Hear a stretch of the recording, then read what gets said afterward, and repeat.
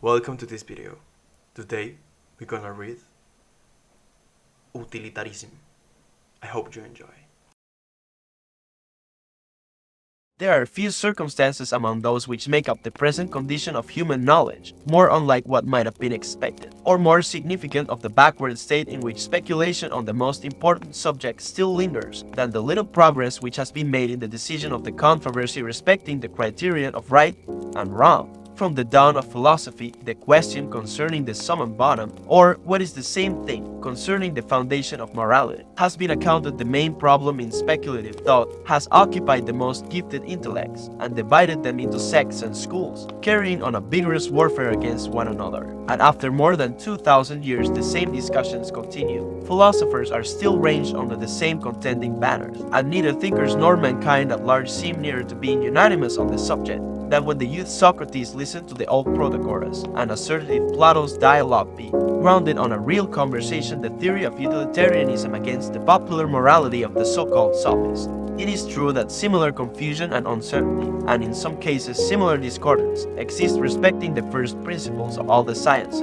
not excepting that which is deemed the most certain of them, mathematics, without much impairing, generally indeed without impairing at all, the trustworthiness of the conclusions of those sciences. An apparent anomaly, the explanation of which is that the detailed doctrines of a science are not usually deduced from, nor depend for their evidence upon, what are called its first principles. Were it not so, there would be no science more precarious, or whose conclusions were more insufficiently made out, than algebra, which derives none of its certainty from what are commonly taught to learners as its elements, since these, as laid down by some of its most eminent teachers, are as full of fictions as English law, and of mysteries as theology. The truths which are ultimately accepted as the first principles of a science are really the last results of metaphysical analyses, practiced on the elementary notions with which the science is conversant, and their relation to the science is not that of foundations to an edifice, but of roots to a tree, which may perform their office equally well though they be never dug down to, and exposed to light. But though in science the particular truths precede the general theory, the contrary might be expected to be the case with a practical art, such as morals or legislation. All action is for the sake of some end, and rules of action, it seems natural to suppose, must take their whole character and color from the end to which they are subservient. When we engage in a pursuit, a clear and precise conception of what we are pursuing would seem to be the first thing we need, instead of the last we are to look forward to. A test of right and wrong must be the means, one would think, of ascertaining what is right or wrong, and not a consequence of having already ascertained it. The difficulty is not avoided by having recourse to the popular theory of a natural faculty, a sense or instinct, informing us of right and wrong. For, besides that the existence of such a moral instinct is itself one of the matters in dispute, those believers in it who have any pretensions to philosophy have been obliged to abandon the idea that it discerns what is right or wrong in the particular case in hand, as our other senses discern the sight or sound actually present. Our moral faculty, according to all those of its interpreters who are entitled to the name of thinkers, supplies us only with the general principles of moral judgments. It is a branch of our reason, not of our sensitive faculty, and must be looked to for the abstract doctrines of morality, not for perception of it in the concrete. The intuitive, no less than what may be termed the inductive, school of ethics insists on the necessity of general laws. They both agree that the morality of an individual action is not a question of direct perception, but of the application of a law to an individual case. They recognize also, to a great extent, the same moral laws, but differ as to their evidence, and the source from which they derive their authority. According to the one opinion, the principles of morals are evident a priori, requiring nothing to command assent, except that the meaning of the terms be understood. According to the other doctrine, right and wrong, as well as truth and falsehood, are questions of observation and experience. But both hold equally that morality must be deduced from principle, and the intuitive school affirm as strongly as the inductive that there is a science of morals. Yet they seldom attempt to make out a list of the a priori principles which are to serve as the premises of the science. Still more rarely do they make any effort to reduce those various principles to one first principle, or common ground of application. They either assume the ordinary precepts of morals as of a priori authority, or they lay down as the common groundwork of those maxims, some generality much less obviously authoritative than the maxims themselves, and which has never succeeded in gaining popular acceptance. Yet to support their pretensions there ought either to be some fundamental principle, or law at the root of all morality, or if there be several. There should be a determinate order of precedence among them, and the one principle, or the rule for deciding between the various principles when they conflict, ought to be self-evident. To inquire how far the bad effects of this deficiency have been mitigated in practice, or to what extent the moral beliefs of mankind have been vitiated or made uncertain by the absence of any distinct recognition of an ultimate standard, would imply a complete survey and criticism of past and present ethical doctrine. It would, however, be easy to show that whatever steadiness or consistency these moral beliefs have attained has been mainly due to the tacit influence of a standard not recognized, although the non-existence of an acknowledged first principle has made ethics not so much a guide as a consecration of men's actual sentiments. Still, as men's sentiments, both of favor and of aversion, are greatly influenced by what they suppose to be the effects of things upon their happiness, the principle of utility, or as Bentham latterly called it, the greatest happiness principle, has had a large share in forming the moral doctrines even of those who most scornfully reject its authority. Nor is there any school of thought which refuses to admit that the influence of actions on happiness is a most material and even predominant consideration in many of the details of morals, however unwilling to acknowledge it as the fundamental principle of morality and the source of moral obligation. I might go much further and say that to all those a priori moralists who deem it necessary to argue at all, utilitarian arguments are indispensable. It is not my present purpose to criticize these thinkers, but I cannot help referring, for illustration, to a systematic treatise by one of the most illustrious of them, The Metaphysics of Ethics, by Kant. This remarkable man, whose system of thought will long remain one of the landmarks in the history of philosophical speculation,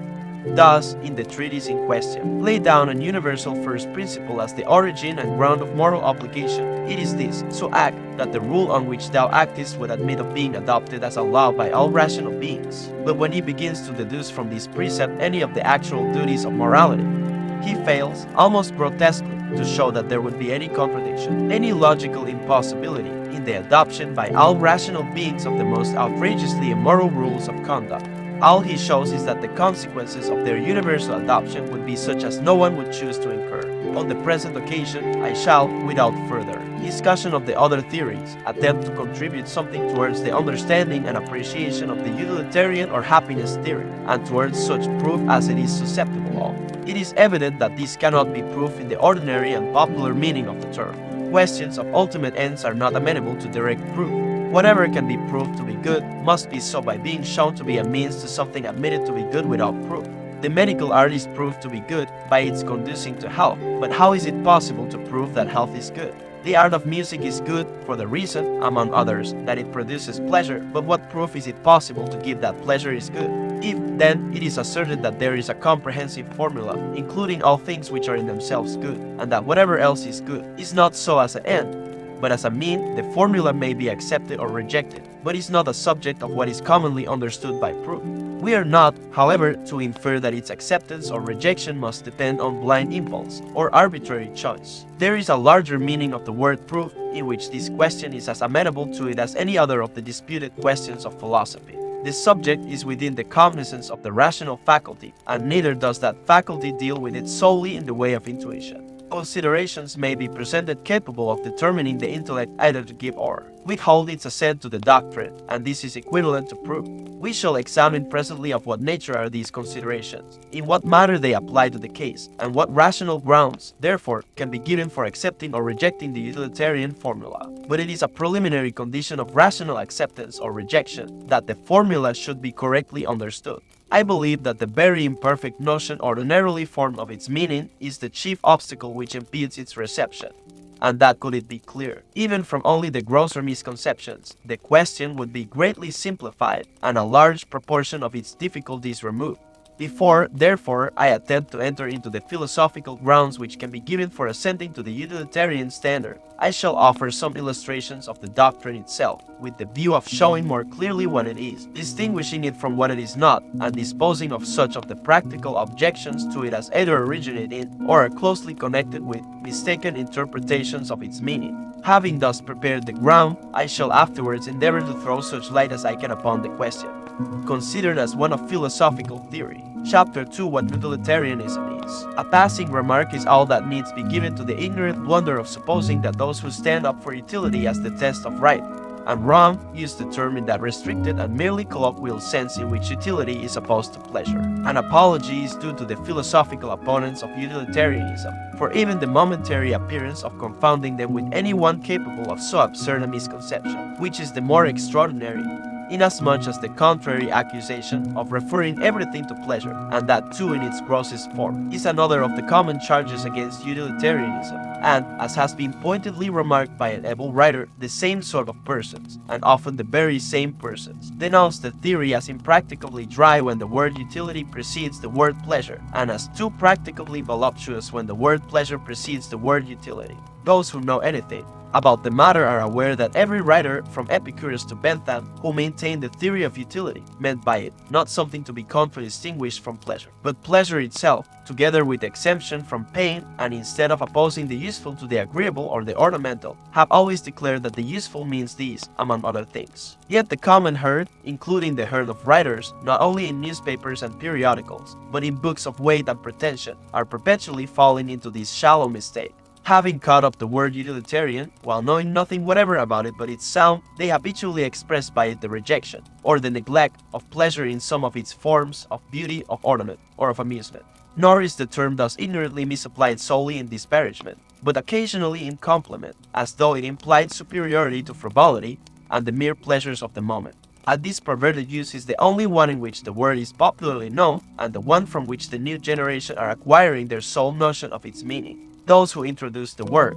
but who have for many years discontinued it as a distinctive appellation, may well feel themselves called upon to resume it, if by doing so they can hope to contribute anything towards rescuing it from this utter degradation. The creed which accepts as the foundation of morals, utility, or the greatest happiness principle, holds that actions are right in proportion as they tend to promote happiness, wrong as they tend to produce the reverse of happiness. By happiness is intended pleasure, and the absence of pain; by unhappiness, pain and the privation of pleasure. To give a clear view of the moral standards set up by the theory, much more requires to be said, in particular, what things it includes in the ideas of pain and pleasure, and to what extent this is left an open question. But these supplementary explanations do not affect the theory of life on which this theory of morality is grounded, namely, that pleasure and freedom from pain are the only things desirable as ends, and that all desirable things are desirable either for the pleasure inherent in themselves, or as means to the promotion of pleasure and the prevention of pain. Now, such a theory of life excites in many minds, and among them in some of the most estimable in feeling and purpose, inveterate dislike. To suppose that life has no higher end than pleasure, no better and nobler object of desire and pursuit, they designate as utterly mean and groveling, as a doctrine worthy only of swine, to whom the followers of Epicurus were, at a very early period, contemptuously likened and moderate. Holders of the doctrine are occasionally made the subject of equally polite comparisons by its German, French, and English assailants. When thus attacked, the Epicureans have always answered that it is not they, but their accusers, who represent human nature in a degrading light, since the accusation supposes human beings to be capable of no pleasures except those of which swine are capable. If this supposition were true, the charge could not be gainsaid, but would then be no longer an imputation. For if the sources of pleasure were precisely the same to human beings and to swine, the rule of life which is good enough for the one would be good enough for the other. The comparison of the Epicurean life to that of beasts is felt as degrading, precisely because a beast's pleasures do not satisfy a human being's conceptions of happiness. Human beings have faculties more elevated than the animal appetites, and when once made conscious of them, do not regard anything as happiness which does not include their gratification. I do not, indeed, consider the Epicureans to have been by any means faultless in drawing out their scheme of consequences from the utilitarian principle. To do this in any sufficient manner, many Stoic, as well as Christian elements require to be included. But there is no known Epicurean theory of life which does not assign to the pleasures of the intellect, of the feelings and imagination, and of the moral sentiments, a much higher value as pleasures than to those of mere sensation. It must be admitted, however, that utilitarian writers in general have placed the superiority of mental over bodily pleasures chiefly in the greater permanency, safety, uncostliness, and C of the former, that is, in their circumstantial advantages rather than in their intrinsic nature. And on all these points utilitarians have fully proved their case, but they might have taken the other and, as it may be called, higher ground with entire consistency. It is quite compatible with the principle of utility to recognize the fact that some kinds of pleasure are more desirable and more valuable than others. It would be absurd that while, in estimating all other things, quality is considered as well as quantity, the estimation of pleasures should be supposed to depend on quantity alone. If I am asked what I mean by difference of quality in pleasures, or what makes one pleasure more valuable than another, merely as a pleasure except its being greater in amount, there is but one possible answer. Of two pleasures, if there be one to which all or almost all who have experience of both give a decided preference, irrespective of any feeling of moral obligation to prefer it, that is the more desirable pleasure. If one of the two is, by those who are competently acquainted with both, placed so far above the other that they prefer it, even though knowing it to be attended with a greater amount of discontent, and would not resign it for any quantity of the other pleasure which their nature is capable of, we are justified in ascribing to the preferred enjoyment a superiority in quality, so far outweighing quantity as to render it, in comparison, of small account. Now it is an unquestionable fact that those who are equally acquainted with and equally capable of appreciating and enjoying both do give a most marked preference to the matter of existence which employs their higher faculties. Few human creatures would consent to be changed into any of the lower animals for a promise of the fullest allowance of a beast's pleasures. No intelligent human being would consent to be a fool. No instructed person would be an ignoramus. No person of feeling and conscience would be selfish and base, even though they should be persuaded that the fool, the dunce, or the rascal is better satisfied with his lot than they are with theirs. They would not resign what they possess more than he for the most complete satisfaction of all the desires which they have in common with him.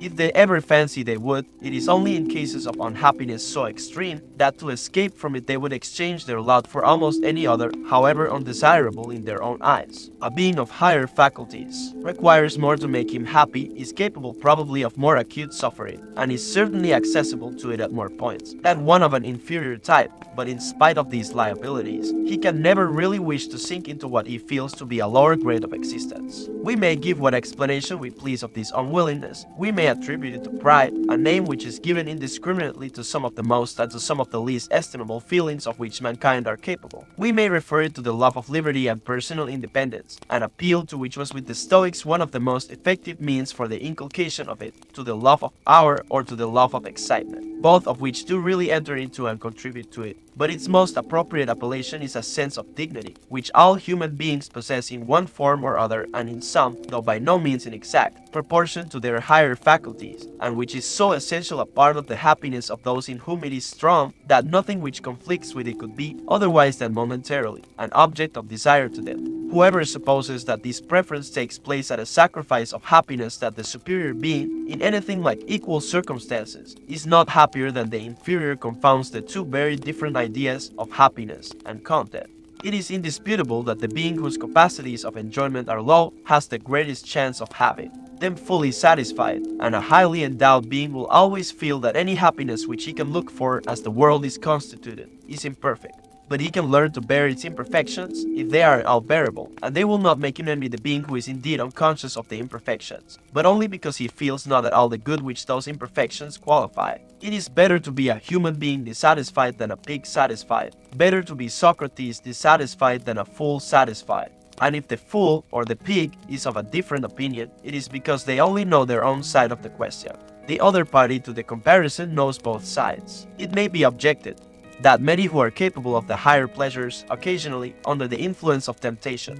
postpone them to the lower, but this is quite compatible with a full appreciation of the intrinsic superiority of the higher. Men often, from infirmity of character, make their election for the nearer good, though they know it to be the less valuable, and this no less when the choice is between two bodily pleasures than when it is between bodily and mental. They pursue sensual indulgences to the injury of health, though perfectly aware that health is the greater good. It may be further objected that many who begin with youthful enthusiasm for everything noble as they advance in years sink into indolence and selfishness. But I do not believe that those who undergo this very common change voluntarily choose the lower description of pleasures in preference to the higher. I believe that before they devote themselves exclusively to the one, they have already become incapable of the other. Capacity for the nobler feelings is in most natures a very tender plant, easily killed not only by hostile influences, but by mere want of sustenance, and in the majority of young persons it speedily dies away the occupations to which their position in life has devoted them, and the society into which it has thrown them. are not favorable to keeping that higher capacity in exercise. Men lose their high aspirations as they lose their intellectual tastes, because they have not time or opportunity for indulging them, and they addict themselves to inferior pleasures, not because they deliberately prefer them, but because they are either the only ones to which they have access, or the only ones which they are any longer capable of enjoying. It may be questioned whether anyone who has remained equally susceptible to both classes of pleasures ever knowingly and calmly preferred the lower, though many, in all ages, have broken down in an ineffectual attempt to combine both. From this verdict of the only competent judges, I apprehend there can be no appeal on a question which is the best worth having of two pleasures, or which of two modes of existence is the most grateful to the feelings, apart from its moral attributes and from its consequences. The judgment of those who are qualified by knowledge of both, or, if they differ, that of the majority among them, must be admitted as final. And there needs be the less hesitation to accept this judgment respecting the quality of pleasures, since there is no other tribunal to be referred to even on the question of quantity. What means are there of determining which is the acutest of two pains, or the intensest of two pleasurable sensations, except the general suffrage of those who are familiar with both? Neither pains nor pleasures are homogeneous, and pain is always heterogeneous with pleasure. What is there to decide whether a particular pleasure is worth purchasing at the cost of a particular pain, except the feelings and judgment of the experienced? When, therefore, those feelings and judgment declare the pleasures derived from the higher faculties to be preferable in kind, apart from the question of intensity, to those of which the animal nature, disjoined from the higher faculties, is susceptible, they are entitled on this subject to the same regard. I have dwelt on this point as being a necessary part of a perfectly just conception of utility or happiness, considered as the directive rule of human conduct. But it is by no means an indispensable condition to the acceptance of the utilitarian standard, for that standard is not the agent's own greatest happiness, but the greatest amount of happiness altogether. And if it may possibly be doubted whether a noble character is always the happier for its nobleness, there can be no doubt that it makes other people happier, and that the world in general is immensely a gainer by it. Utilitarianism, therefore, could only attain its end by the general cultivation of nobleness of character, even if each individual were only benefited by the nobleness of others, and his own, so far as happiness is concerned, were a sheer deduction from the benefit. But the bare enunciation of such an absurdity as this last renders refutation superfluous. According to the greatest happiness principle, as above explained, the ultimate end, with reference to and for the sake of which all other things are desirable, is an existence exempt as far as possible from pain and as rich as possible in enjoyments, both in point of quantity and quality. The test of quality and the rule for measuring it against quantity being the preference felt by those who, in their opportunities of experience, to which must be added their habits of self-consciousness and self-observation, are best furnished with the means of comparison. This being, according to the utilitarian opinion, the end of human action is necessarily also the standard of morality, which may accordingly be defined the rules and precepts for human conduct, by the observance of which an existence such as has been described might be, to the greatest extent possible, secured to all mankind, and not to them only, but, so far as the nature of things admits, to the whole sentient creation. Against this doctrine, however, arises another class of objectors who say that happiness, in any form, cannot be the rational purpose of human life and action, because, in the first place, it is unattainable, and they contemptuously ask, what right hast thou to be happy? A question which Mr. Carlyle clenches by the addition, what right, a short time ago, hadst thou even to be? Next, they say that men can do without happiness, that all noble human beings have felt this, and could not have become noble but by learning the lesson of insatiation, or renunciation, which lesson, thoroughly learned and submitted to, they affirm to be the beginning and necessary condition of all virtue. The first of these objections would go to the root of the matter were it well founded. For if no happiness is to be had at all by human beings, the attainment of it cannot be the end of morality, or of any rational conduct. Though, even in that case, something might still be said for the utilitarian theory, since utility includes not solely the pursuit of happiness, but the prevention or mitigation of unhappiness, and if the former aim be chimerical, there will be all the greater scope and more imperative need for the latter, so long at least as mankind think fit to live, and do not take refuge in the simultaneous act of suicide recommended under certain conditions by nobleness. When, however, it is thus positively asserted to be impossible that human life should be happy, the assertion, if not something like a verbal quibble, is at least an exaggeration. If by happiness be meant a continuity of highly pleasurable excitement, it is evident enough that this is impossible. A state of exalted pleasure lasts only moments, or in some cases, and with some intermissions, hours or days, and is the occasional brilliant flash of enjoyment, not its permanent and steady flame.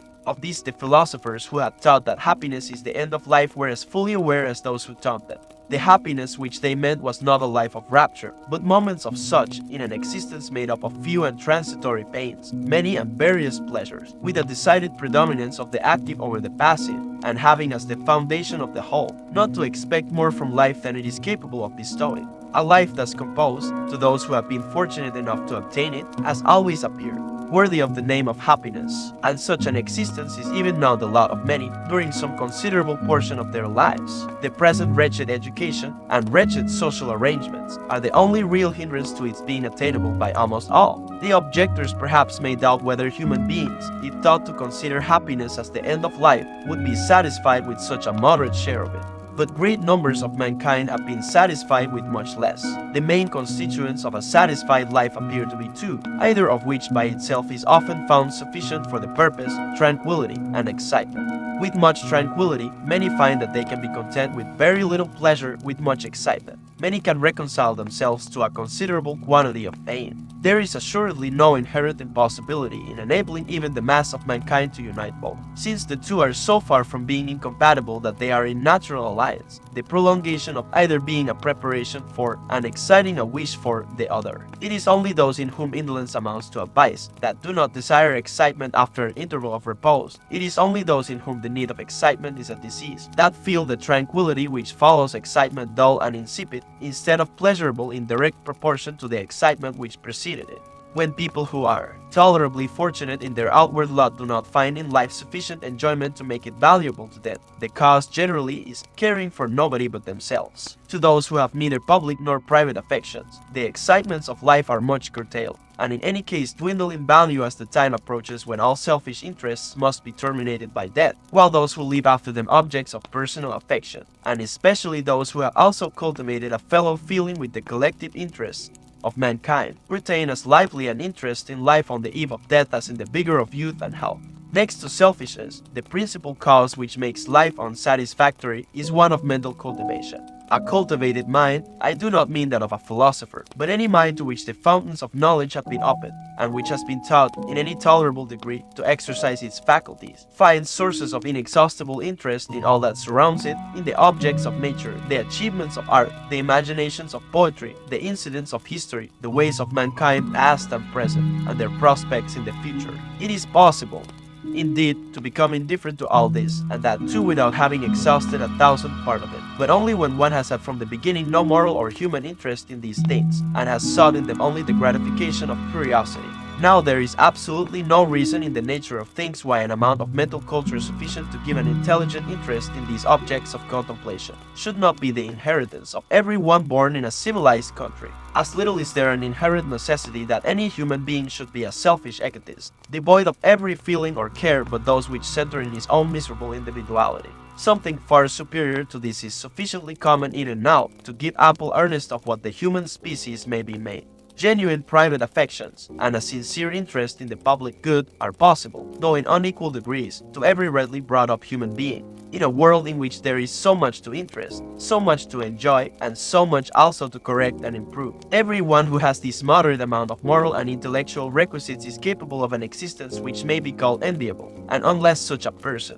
through bad laws, or subjection to the will of others, is denied the liberty to use the sources of happiness within his reach, he will not fail to find this enviable existence, if he escape the positive evils of life, the great sources of physical and mental suffering, such as indigence, disease, and the unkindness, worthlessness, or premature loss of objects of affection. The main stress of the problem lies, therefore, in the contest with these calamities, from which it is a rare good fortune entirely to escape, which, as things now are, cannot be obviated, and often cannot be in any material degree mitigated. Yet no one whose opinion deserves a moment's consideration can doubt that most of the great positive evils of the world are in themselves removable, and will, if human affairs continue to improve, be in the end reduced within narrow limits. Poverty, in any sense implying suffering, may be completely extinguished by the wisdom of society, combined with the good sense and providence of individuals. Even that most intractable of enemies, disease, may be indefinitely reduced in dimensions by good physical and moral education, and proper control of noxious influences, while the progress of science holds out a promise for the future of still more direct conquests over this detestable foe. And every advance in that direction relieves us from some, not only of the chances which cut short our own lives, but what concerns us still more, which deprive us of those in whom our happiness is wrapped up. As for vicissitudes of fortune and other disappointments connected with worldly circumstances, these are principally the effect either of gross imprudence, of ill-regulated desires, or of bad or imperfect social institutions. All the grand sources, in short, of human suffering are in a great degree, many of them almost entirely, comparable by human care and effort. And though their removal is grievously slow, though a long succession of generations will perish in the breach before the conquest is completed, and this world becomes all that, if will and knowledge were not wanting, it might easily be made, yet every mind sufficiently intelligent and generous to bear a part, however small and inconspicuous, in the endeavor will draw a noble enjoyment from the contest itself, which he would not for any bribe in the form of selfish indulgence consent to be without. And this leads to the true estimation of what is said by the objectors concerning the possibility and the obligation of learning to do without happiness. Unquestionably, it is possible to do without happiness. It is done involuntarily by 19/20ths of mankind, even in those parts of our present world which are least deep in barbarism, and it often has to be done voluntarily by the hero or the martyr for the sake of something which he prizes more than his individual happiness. But this something, what is it, unless the happiness of others, or some of the requisites of happiness? It is noble to be capable of resigning entirely one's own portion of happiness, or chances of it. But, after all, this self-sacrifice must be for some end. It is not its own end, and if we are told that its end is not happiness, but virtue, which is better than happiness, I ask, would the sacrifice be made if the hero or martyr did not believe that it would earn for others immunity from similar sacrifices? Would it be made if he thought that his renunciation of happiness for himself would produce no fruit for any of his fellow creatures, but to make their lot like his, and place them also in the condition of persons who have renounced happiness? All honor to those who can abnegate for themselves the personal enjoyment of life, when by such renunciation they contribute worthily to increase the amount of happiness in the world. But he who does it, or professes to do it, for any other purpose, is no more deserving of admiration than the ascetic mounted on his pillar. He may be an inspiriting proof of what men can do, but assuredly not an example of what they should. Though it is only in a very imperfect state of the world's arrangements that anyone can best serve the happiness of others by the absolute sacrifice of his own. Yet so long as the world is in that imperfect state, I fully acknowledge that the readiness to make such a sacrifice is the highest virtue which can be found in man. I will add that in this condition of the world, paradoxical as the assertion may be, the conscious ability to do without happiness gives the best prospect of realizing such happiness as is attainable. For nothing except that consciousness can raise a person above the chances of life by making him feel that, let fate and fortune do their worst, they have not power to subdue him, which, once felt, frees him from excess of anxiety concerning the evils of life and enables him, like many a Stoic in the worst times of the Roman Empire, to cultivate in tranquility the sources of satisfaction accessible to him, without concerning himself about the uncertainty of their duration,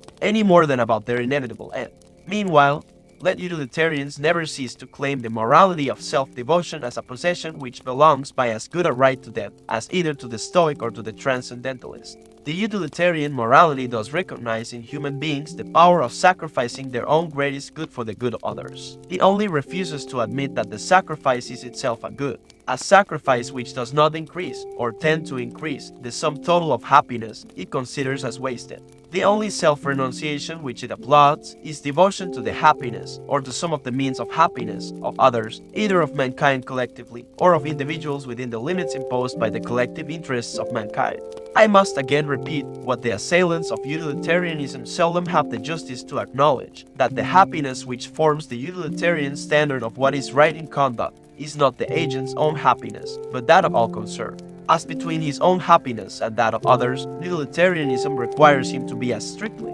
impartial as a disinterested and benevolent spectator. In the golden rule of Jesus of Nazareth, we read the complete spirit of the ethics of utility. To do as one would be done by, and to love one's neighbor as oneself, constitute the ideal perfection of utilitarian morality. As the means of making the nearest approach to this ideal, utility would enjoin, first, that laws and social arrangements should place the happiness, or the interest, of every individual as nearly as possible in harmony with the interest of the whole, and secondly, that education and opinion, which have so vast a power over human character, should so use that power as to establish in the mind of every individual an indissoluble association between his own happiness and the good of the whole, especially between his own happiness and the practice of such modes of conduct, negative and positive, as regard for the universal happiness prescribes, so that not only he may be unable to conceive the possibility of happiness to himself, consistently with conduct opposed to the general good, but also that a direct impulse to promote the general good may be in every individual one of the habitual motives of action,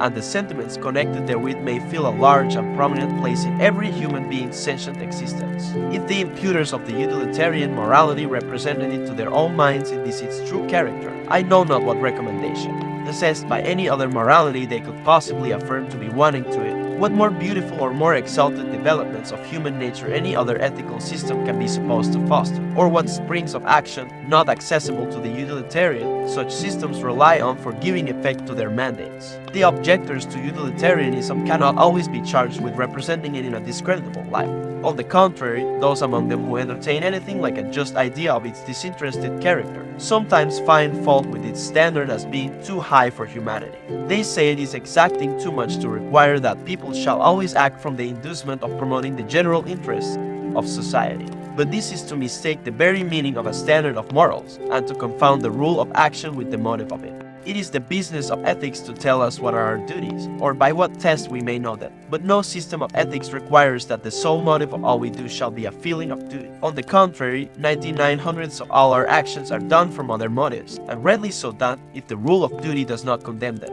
It is the more unjust to utilitarianism that this particular misapprehension should be made a ground of objection to it, inasmuch as utilitarian moralists have gone beyond almost all others in affirming that the motive has nothing to do with the morality of the action, though much with the worth of the agent. He who saves a fellow creature from drowning does what is morally right, whether his motive be duty, or the hope of being paid for his trouble. He who betrays the friend that trusts him is guilty of a crime, even if his object be to serve another friend to whom he is under greater obligations. But to speak only of actions done from the motive of duty, and in direct obedience to principle, it is a misapprehension of the utilitarian mode of thought, to conceive it as implying that people should fix their minds upon so wide a generality as the world, or society at large. The great majority of good actions are intended, not for the benefit of the world, but for that of individuals, of which the good of the world is made up, and the thoughts of the most virtuous man need not on these occasions travel beyond the particular persons concerned, except so far as is necessary to assure himself that in benefiting them he is not violating the rights, that is, the legitimate and authorized expectations,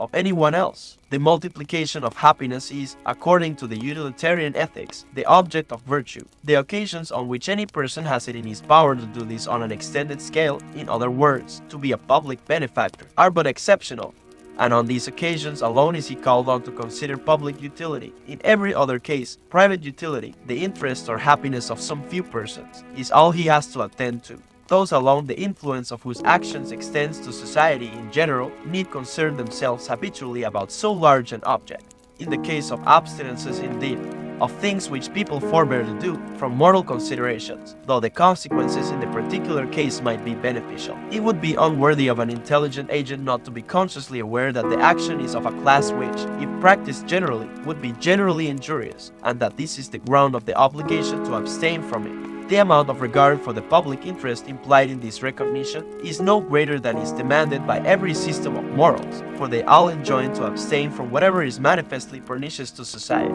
The same considerations dispose of another reproach against the doctrine of utility, founded on a still grosser misconception of the purpose of a standard of morality, and of the very meaning of the words right and wrong. It is often affirmed that utilitarianism renders men cold and unsympathizing, that it chills their moral feelings towards individuals, that it makes them regard only the dry and hard consideration of the consequences of actions, not taking into their moral estimate the qualities from which those actions emanate. If the assertion means that they do not allow their judgment respecting the rightness or wrongness of an action to be influenced by, their opinion of the qualities of the person who does it. This is a complaint not against utilitarianism, but against having any standard of morality at all. For certainly no known ethical standard decides an action to be good or bad because it is done by a good or a bad man, still less because done by an amiable, a brave, or a benevolent man or the contrary. These considerations are relevant, not to the estimation of actions, but of persons, and there is nothing in the utilitarian theory inconsistent with the fact that there are other things which interest us in persons besides the rightness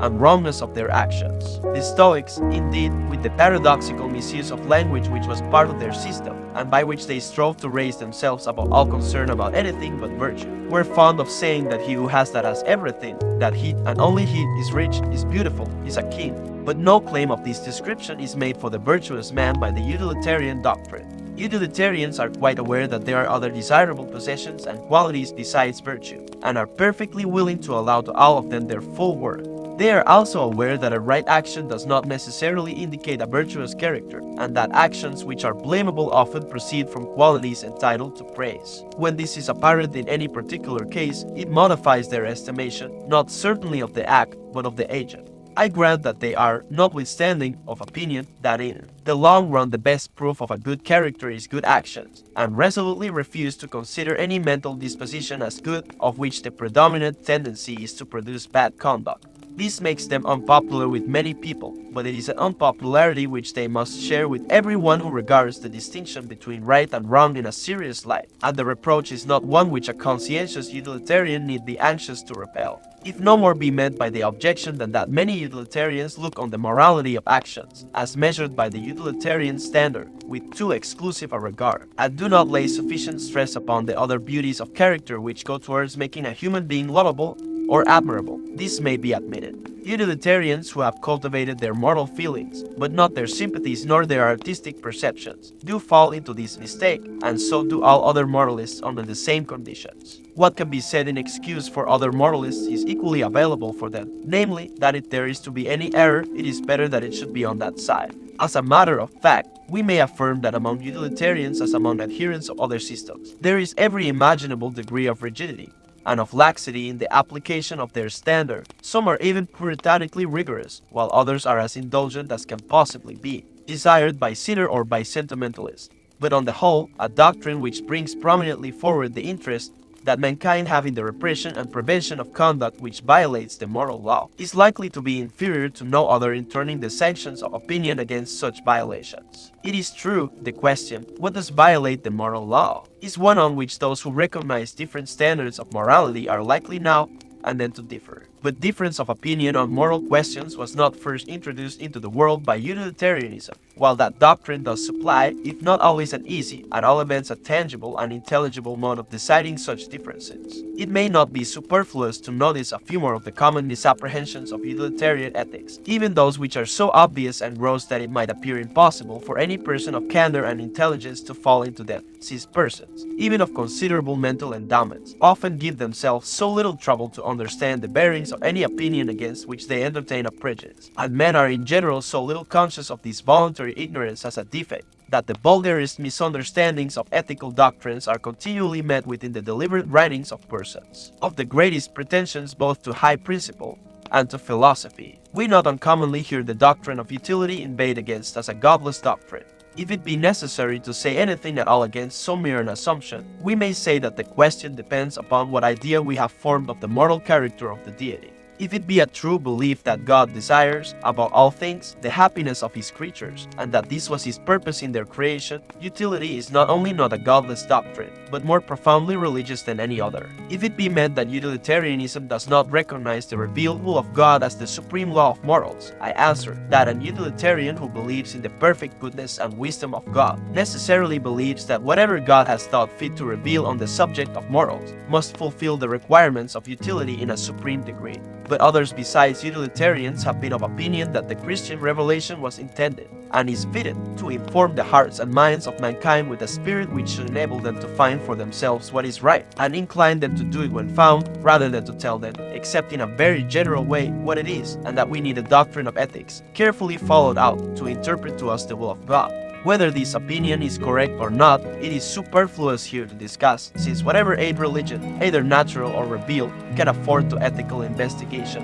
is as open to the utilitarian moralist as to any other. He can use it as the testimony of God to the usefulness or hurtfulness of any given course of action, by as good a right as others can use it for the indication of a transcendental law, having no connection with usefulness or with happiness. Again, utility is often summarily stigmatized as an immoral doctrine by giving it the name of expediency, and taking advantage of the popular use of that term to contrast it with principle. But the expedient, in the sense in which it is opposed to the right, generally means that which is expedient for the particular interest of the agent himself, as when a minister sacrifices the interest of his country to keep himself in place. When it means anything better than this, it means that which is expedient for some immediate object, some temporary purpose, but which violates a rule whose observance is expedient in a much higher degree. The expedient, in this sense, instead of being the same thing with the useful, is a branch of the hurtful. Thus, it would often be expedient, for the purpose of getting over some momentary embarrassment, or attaining some object immediately useful to ourselves or others, to tell a lie.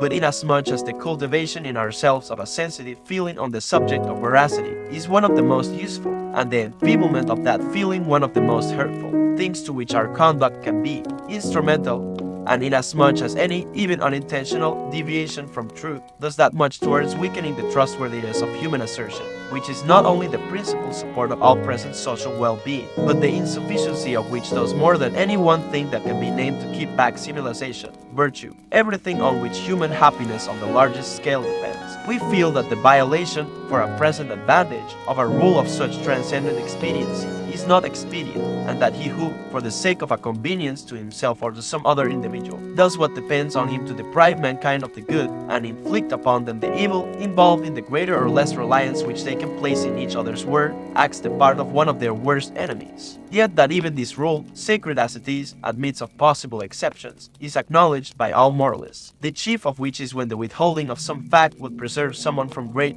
and unmerited evil, and when the withholding can only be effected by denial. But in order that the exception may not extend itself beyond the need, and may have the least possible effect in weakening reliance on veracity, it ought to be recognized, and, if possible, its limits defined, and if the principle of utility is good for anything, it must be good. For weighing these conflicting utilities against one another and marking out the region within which one or the other preponderates. Again, defenders of utility often find themselves called upon to reply to such objections as this, that there is not time, previous to action, for calculating and weighing the effects of any line of conduct on the general happiness. This is exactly as if anyone were to say that it is impossible to guide our conduct by Christianity, because there is not time, on every occasion on which anything has to be done, to read through the Old and New Testaments. The answer to the objection is that there has been ample time, namely, the whole past duration of the human species. During all that time, mankind have been learning by experience the tendencies of actions, on which experience all the prudence, as well as all the morality of life, is dependent. People talk as if the commencement of this course of experience had hitherto been put off, and as if, at the moment when some man feels tempted to meddle with the property or life of another, he had to begin considering for the first time whether murder and theft are injurious to human happiness. Even then, I do not think that he would find the question very puzzling.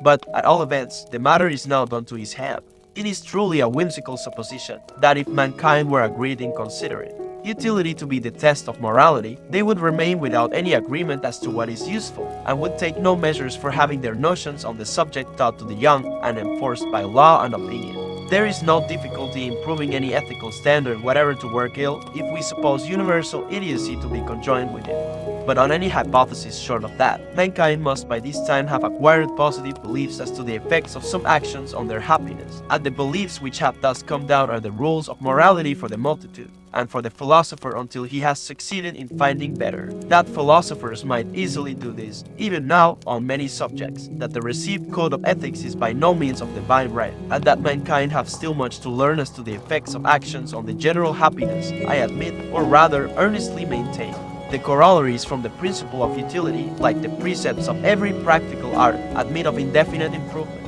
and, in a progressive state of the human mind, their improvement is perpetually going on. But to consider the rules of morality as improvable is one thing, to pass over the intermediate generalizations entirely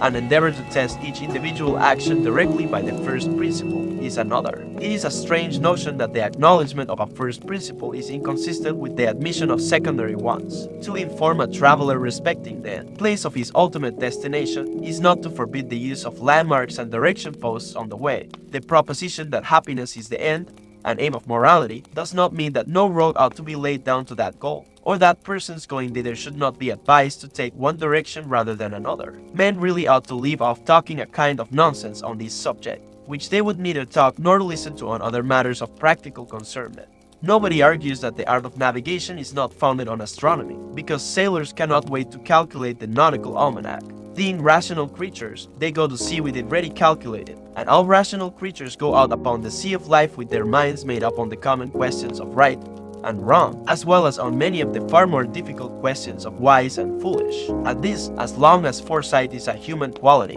it is to be presumed they will continue to do. Whatever we adopt as the fundamental principle of morality, we require subordinate principles to apply it by the impossibility of doing without them, being common to all systems, can afford no argument against any one in particular, but gravely to argue as if no such secondary principles could be had, and as if mankind had remained till now, and always must remain, without drawing any general conclusions from the experience of human life, is as high a pitch, I think, as absurdity has ever reached in philosophical controversy. The remainder of the stock arguments against utilitarianism mostly consist in laying to its charge the common infirmities of human nature, and the general difficulties which embarrass conscientious persons in shaping their course through life. We are told that an utilitarian will be apt to make his own particular case an exception to moral rules, and, when under temptation, will see an utility in the breach of a rule greater than he will see in its observance. But is utility the only creed which is able to furnish us with excuses for evil doing and means of cheating our own conscience?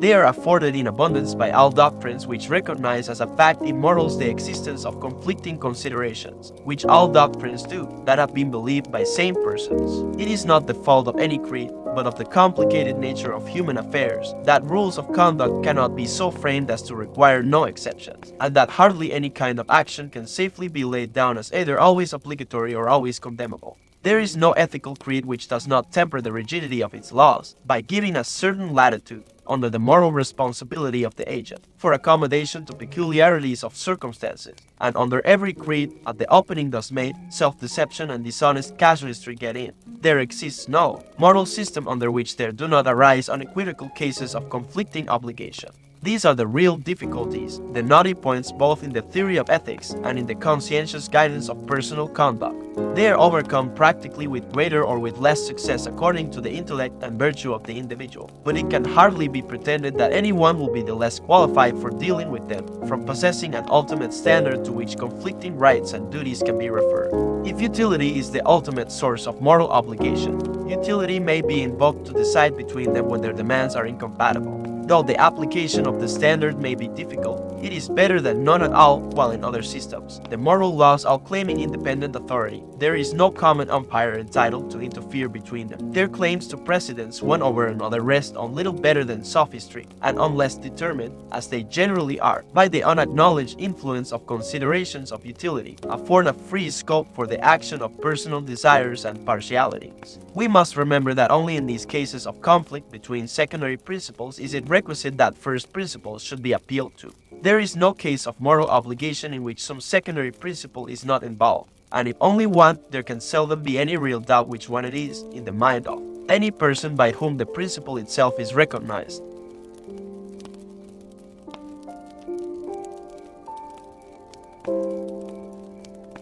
The question is often asked, and properly so, in regard to any supposed moral standard: what is its sanction? What are the motives to obey it? Or more specifically, what is the source of its obligation? Whence does it derive its binding force? It is a necessary part of moral philosophy to provide the answer to this question, which, though frequently assuming the shape of an objection to the utilitarian morality, as if it had some special applicability to that of others, really arises in regard to all standards. It arises, in fact, whenever a person is called on to adopt a standard or refer morality to any basis on which he has not been accustomed to rest in. For the customary morality, that which education and opinion have consecrated, is the only one which presents itself to the mind with the feeling of being in itself obligatory. And when a person is asked to believe that this morality derives its obligation from some general principle round which custom has not thrown the same halo, the assertion is to him a paradox. The supposed corollaries seem to have a more binding force than the original theorem. The superstructure seems to stand better without than with what is represented as its foundation. He says to himself, I feel that I am bound not to rob or murder, betray or deceive, but why am I bound to promote the general happiness? If my own happiness lies in something else, why may I not give that the preference? If the view adopted by the utilitarian philosophy of the nature of the moral sense be correct, this difficulty will always present itself, until the influences which form moral character have taken the same hold of the principle which they have taken of some of the consequences, until, by the improvement of education, the feeling of unity with our fellow creatures shall be as deeply rooted in our character, and to our own consciousness as completely a part of our nature, as the horror of crime is in an ordinarily well brought up young person. In the meantime, however, the difficulty has no peculiar application to the doctrine of utility, but is inherent in every attempt to analyze morality and reduce it to principles, which, unless the principle is already in men's minds invested with as much sacredness as any of its applications, always seems to divest them of a part of their sanctity. The principle of utility either has, or there is no reason why it might not have, all the sanctions which belong to any other system of morals. Those sanctions are either external or internal. Of the external sanctions it is not necessary to speak at any length. They are the hope of favor and the fear of displeasure from our fellow creatures or from the ruler of the universe, along with whatever we may have of sympathy or affection for them or of love and awe of him, inclining us to do his will independently of selfish consequences. There is evidently no reason why all these motives for observance should not attach themselves to the utilitarian morality as completely and as powerfully as to any other. Indeed, those of them which refer to our fellow creatures are sure to do so in proportion to the amount of general intelligence, for whether there be any other ground of moral obligation than the general happiness or not, men do desire happiness, and however imperfect may be their own practice, they desire and commend all conduct in others towards themselves, by which they think their happiness is promoted. With regard to the religious motive, if men believe, as most profess to do,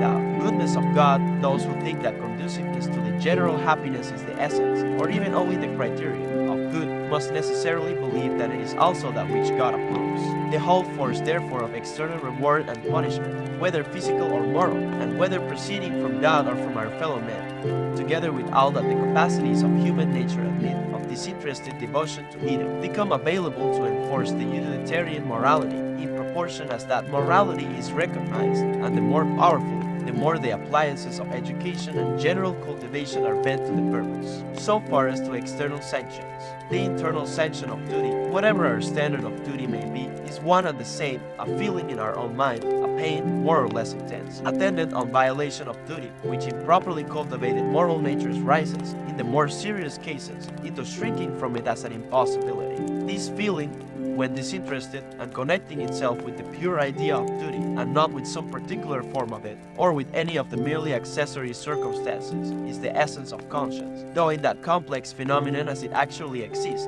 the simple fact is in general all encrusted over with collateral associations, derived from sympathy, from love, and still more from fear, from all the forms of religious feeling, from the recollections of childhood and of all our past life, from self-esteem, desire of the esteem of others, and occasionally even self-abasement. This extreme complication is, I apprehend, the origin of the sort of mystical character which, by a tendency of the human mind of which there are many other examples, is apt to be attributed to the idea of moral obligation, and which leads people to believe that the idea cannot possibly attach itself to any other objects than those which, by a supposed mysterious law, are found in our present experience to excite it. Its binding force, however, consists in the existence of a mass of feeling which must be broken through in order to do what violates our standard of right, and which, if we do nevertheless violate that standard, will probably have to be encountered afterwards in the form of remorse. Whatever theory we have of the nature or origin of conscience, this is what essentially constitutes it. The ultimate sanction, therefore, of all morality being a subjective feeling in our own minds, I see nothing embarrassing to those whose standard is utility in the question, what is the sanction of that particular standard? We may answer, the same as of all other moral standards, the conscientious feelings of mankind. Undoubtedly, this sanction has no binding efficacy on those who do not possess the feelings it appeals to, but neither will these persons be more obedient to any other moral principle than to the utilitarian one. On them, morality of any kind has no hold but through the external external sanctions. Meanwhile, the feelings exist, a fit in human nature, the reality of which, and the great power with which they are capable of acting on those in whom they have been duly cultivated, are proved by experience. No reason has ever been shown why they may not be cultivated to as great intensity in connection with the utilitarian as with any other rule of morals. There is, I am aware, a disposition to believe that a person who sees in moral obligation a transcendental fact, an objective reality belonging to the province of things in themselves, is likely to be more obedient to it than one who believes it to be entirely subjective, having its seat in human consciousness only. But whatever a person's opinion may be on this point of ontology, the force he is really urged by is his own subjective feeling, and is exactly measured by its strength. No one's belief that duty is an objective reality is stronger than the belief that God is so, yet the belief in God, apart from the expectation of actual reward and punishment, only operates on conduct through, and in proportion to, the subjective religious feeling. The sanction, so far as it is disinterested, is always in the mind itself, and the notion, therefore, of the transcendental moralists must be that this sanction will not exist in the mind unless it is believed to have its root out of the mind, and that if a person is able to say to himself, that which is restraining me, and which is called my conscience, is only a feeling in my own mind, he may possibly draw the conclusion that when the feeling ceases, the obligation ceases, and that if he find the feeling inconvenient, he may disregard it and endeavor to get rid of it. But is this danger confined to the utilitarian morality? Does the belief that moral obligation has its seat outside the mind make the feeling of it too strong to be got rid of? The fact is so far otherwise that all moralists admit and lament the ease with which, in the generality of minds, conscience can be silenced or stifled. The question, need I obey my conscience, is quite as often put to themselves by persons who never heard of the principle of utility as by its adherents. Those whose conscientious feelings are so weak as to allow of their asking this question, if they answer it affirmatively, will not do so because they believe in the transcendental theory, but because of the external sanctions. It is not necessary, for the present purpose, to decide whether the feeling of duty is innate or implanted. Assuming it to be innate, it is an open question to what objects it naturally attaches itself, for the philosophic supporters of that theory are now agreed that the intuitive perception is of principles of morality, and not of the details. If there be anything innate in the matter, I see no reason why the feeling which is innate should not be that of regard to the pleasures and pains of others. If there is any principle of morals which is intuitively obligatory, I should say it must be that. If so, the intuitive ethics would coincide with the utilitarian, and there would be no further quarrel between them. Even as it is, the intuitive moralists, though they believe that there are other intuitive moral obligations, do already believe this to be one, for they unanimously hold that a large portion of morality turns upon the consideration due to the interests of our fellow creatures. Therefore, if the belief in the transcendental origin of moral obligation gives any additional efficacy to the internal sanction, it appears to me that the utilitarian principle has already the benefit of it. On the other hand, if, as is my own belief, the moral feelings are not innate, but acquired, they are not for that reason the less natural. It is natural to man to speak, to reason, to build cities, to cultivate the ground, though these are acquired faculties. The moral feelings are not indeed a part of our nature, in the sense of being high any perceptible degree present in all of us, but this, unhappily, is a fact admitted by those who believe the most strenuously in their transcendental origin. Like the other acquired capacities above referred to, the moral faculty, if not a part of our nature, is a natural outgrowth from it, capable,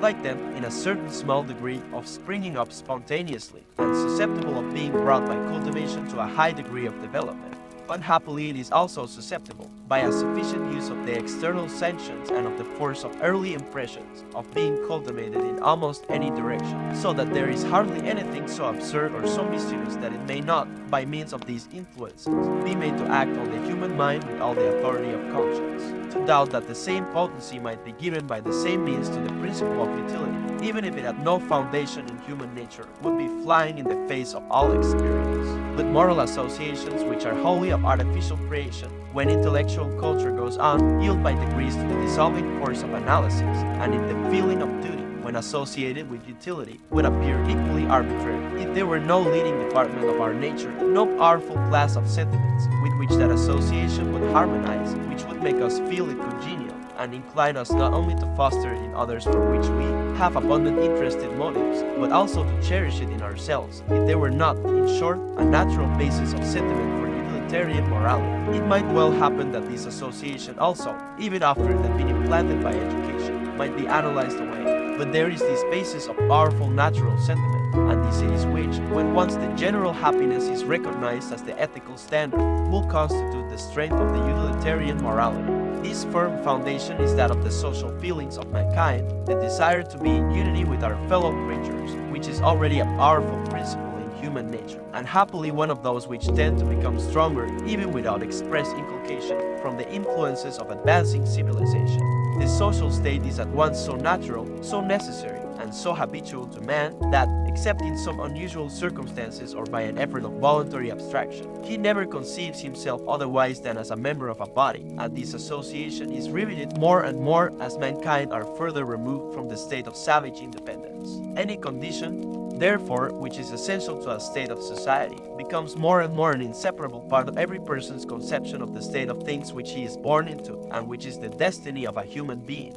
Now, society between human beings, except in the relation of master and slave, is manifestly impossible on any other footing than that the interests of all are to be consulted. Society between equals can only exist on the understanding that the interests of all are to be regarded equally. And since in all states of civilization, every person, except an absolute monarch, has equals, everyone is obliged to live on these terms with somebody. And in every age some advance is made towards a state in which it will be impossible to live permanently on other terms with anybody. In this way, people grow up unable to conceive as possible to them a state of total disregard of other people's interests. They are under a necessity of conceiving themselves as at least abstaining from all the grosser injuries, and living in a state of constant protest against them. They are also familiar with the fact of cooperating with others and proposing to themselves a collective, not an individual, interest as the aim of their actions. So long as they are cooperating, their ends are identified with those of others, there is at least a temporary feeling that the interests of others are their own interests. Not only does all strengthening of social ties and all healthy growth of society give to each individual a stronger personal interest in practically consulting the welfare of others, it also leads him to identify his feelings more and more with their good, or at least with an ever greater degree of practical consideration for it. He comes, as though instinctively, to be conscious of himself as a being who of course pays regard to others. The good of others becomes to him a thing naturally and necessarily to be attended to, like any of the physical conditions of our existence. Now, whatever amount of this feeling a person has, he is urged by the strongest motives both of interest and of sympathy to demonstrate it, and to the utmost of his power encourage it in others, and even if he has none of it himself, he is as greatly interested as anyone else that others should have it. Consequently, the smallest germs of the feeling are laid hold of and nourished by the contagion of sympathy and the influences of education, and a complete web of corroborative association is woven round it by the powerful agency of the external sanctions. This mode of conceiving ourselves and human life, as civilization goes on, is felt to be more and more natural.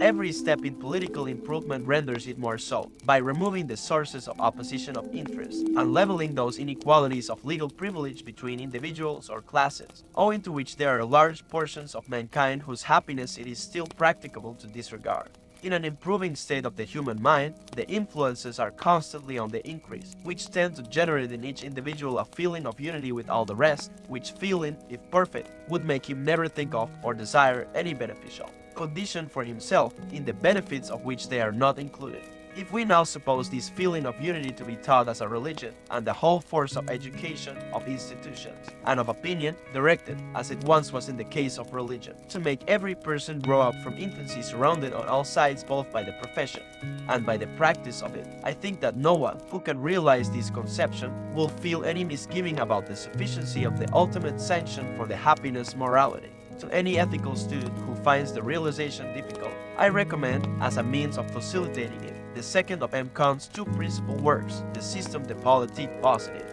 I entertain the strongest objections to the system of politics and morals set forth in that treatise, but I think it has superabundantly shown the possibility of giving to the service of humanity, even without the aid of belief in a providence, both the physical power and the social efficacy of our religion, making it take hold of human life and color all thought, feeling, and action in a manner of which the greatest ascendancy ever exercised by any religion may be but a type and foretaste, and of which the danger is not that it should be insufficient, but that it should be so excessive as to interfere unduly with human freedom and individuality. Neither is it necessary to the feeling which constitutes The binding force of the utilitarian morality on those who recognize it, to wait for those social influences which would make its obligation felt by mankind at large. In the comparatively early state of human advancement in which we now live, a person cannot indeed feel that entireness of sympathy with all others, which would make any real discordance in the general direction of their conduct in life impossible. But already a person in whom the social feeling is at all developed cannot bring himself to think of the rest of his fellow creatures as struggling rivals with him for the means of happiness, whom he must desire to see defeated in their object in order that he may succeed in his. The deeply rooted conception which every individual even now has of himself as a social being tends to make him feel it one of his natural wants that there should be harmony between his feelings and aims and those of his fellow creatures. His differences of opinion and of mental culture make it impossible for him to share many of their actual feelings, perhaps make him denounce and defy those feelings. He still needs to be conscious that his real aim and theirs do not conflict, that he is not opposing himself to what they really wish for, namely their own good, but is, on the contrary, promoting it. This feeling in most individuals is much inferior in strength to their selfish feelings and is often wanting altogether. But to those who have it, it possesses all the characters of a natural feeling. It does not present itself to their minds as a superstition of education or a law despotically imposed by the power of society, but as an attribute which it would not be well for them to be without. This conviction is the ultimate sanction of the greatest happiness morality. This it is which makes any mind of well-developed feelings work with and not against the outward motives to care for others afforded by what I have called the external sanctions, and when those sanctions are wanting, or act in an opposite direction, constitutes in itself a powerful internal binding force in proportion to the sensitiveness and thoughtfulness of the character, since few but those whose mind is a moral plan could bear to lay out their course of life on the plan of paying no regard to others except so far as their own private interest compels. Chapter IV of what sort of proof the principle of utility is susceptible. It has already been remarked that questions of ultimate ends do not admit of proof in the ordinary acceptation of the term. To be incapable of proof by reasoning is common to all first principles, to the first premises of our knowledge, as well as to those of our conduct. But the former, being matters of fact, may be the subject of a direct appeal to the faculties which judge of fact, namely our senses and our internal consciousness. Can an appeal be made to the same faculties on questions of practical ends, or by what other faculty is cognizance taken of them? Questions about ends are, in other words, questions what things are desirable. The utilitarian doctrine is that happiness is desirable, and the only thing desirable as an end, all other things being only desirable as means to that end. What ought to be required of this doctrine? What conditions is it requisite that the doctrine should fulfill to make good its claim to be believed? The only proof capable of being given that an object is visible is that people actually see it. The only proof that a sound is audible is that people hear it, and so of the other sources of our experience. In like manner, I apprehend the sole evidence it is possible to produce that anything is desirable is that people do actually desire it. If the end which the utilitarian doctrine proposes to itself were not, in theory and in practice, acknowledged to be an end, nothing could ever convince any person that it was so. No reason can be given why the general happiness is desirable, except that each person, so far as he believes it to be attainable, desires his own happiness. This, however, being a fact, we have not only all the proof which the case admits of, but all which it is possible to require that happiness is a good, that each person's happiness is a good to that person, and the general happiness, therefore, a good to the aggregate of all persons. Happiness has made out its title as one of the ends of conduct,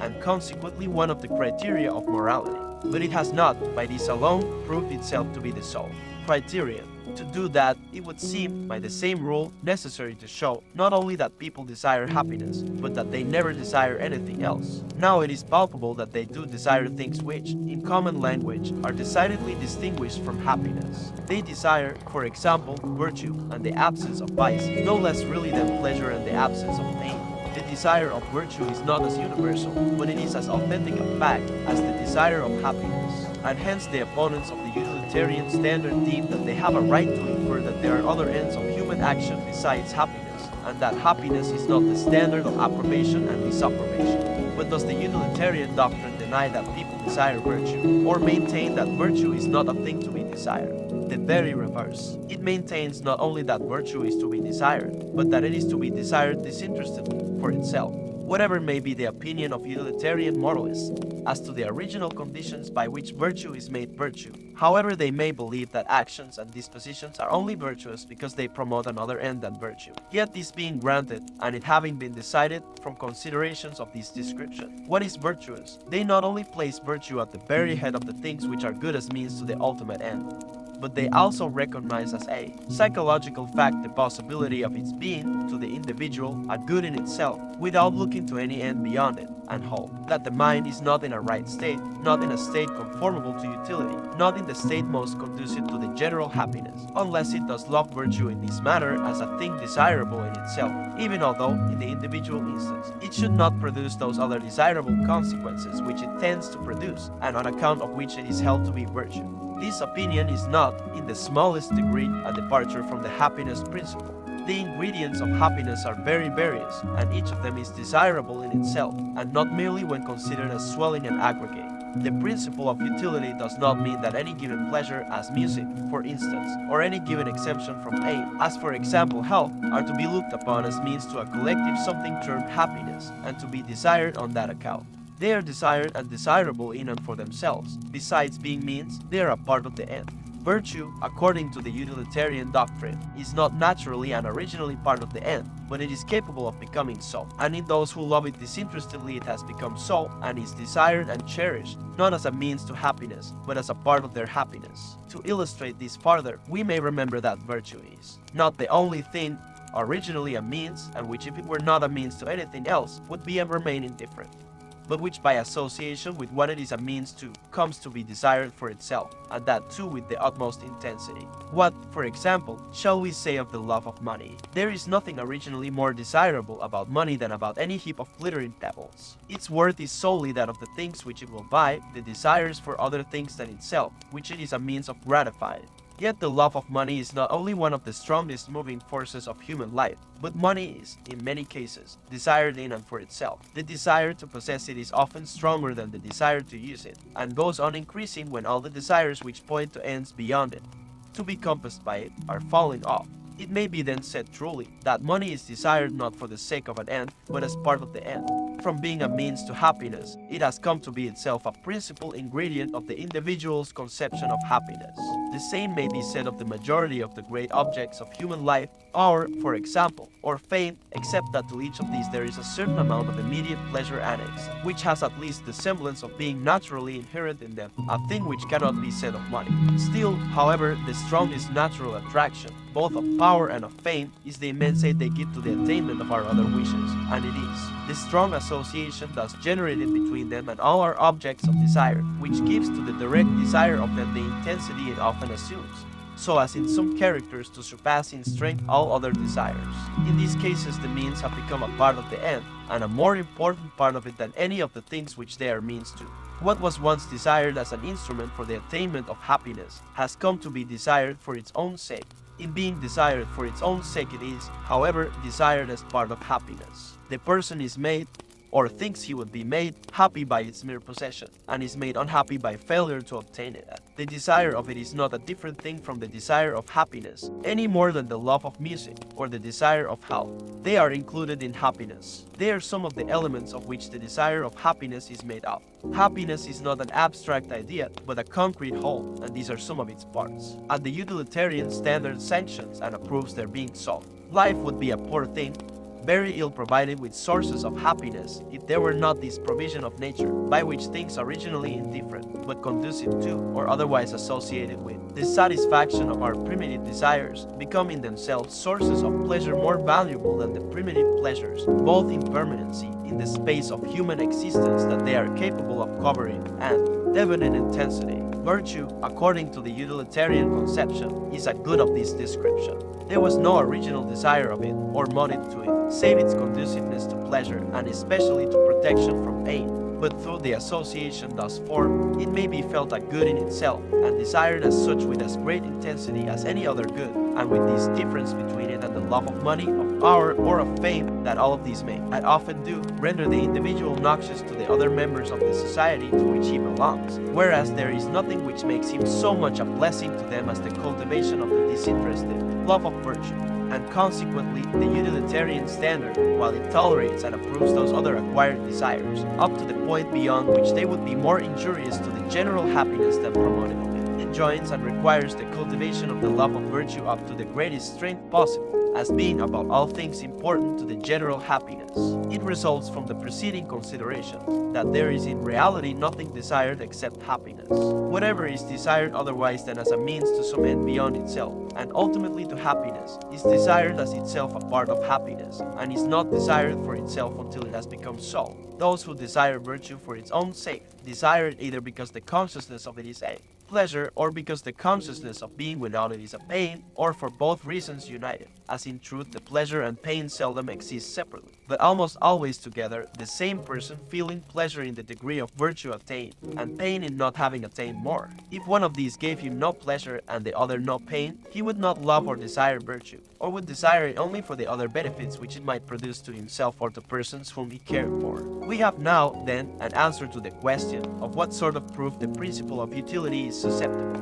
If the opinion which I have now stated is psychologically true, if human nature is so constituted as to desire nothing which is not either a part of happiness or a means of happiness, we can have no other proof, and we require no other, that these are the only things desirable. If so, happiness is the sole end of human action, and the promotion of it the test by which to judge of all human conduct, from whence it necessarily follows that it must be the criterion of morality, since a part is included in the whole. And now to decide whether this is really so, whether mankind do desire nothing for itself but that which is a pleasure to them, or of which the absence is a pain, we have evidently arrived at a question of fact and experience, dependent, like all similar questions, upon evidence. It can only be determined by practiced self-consciousness and self-observation, assisted by observation of others. I believe that these sources of evidence, impartially consulted, will declare that desiring a thing and finding it pleasant, aversion to it and thinking of it as painful, are phenomena entirely inseparable, or rather two parts of the same phenomenon, in strictness of language, two different modes of naming the same psychological fact,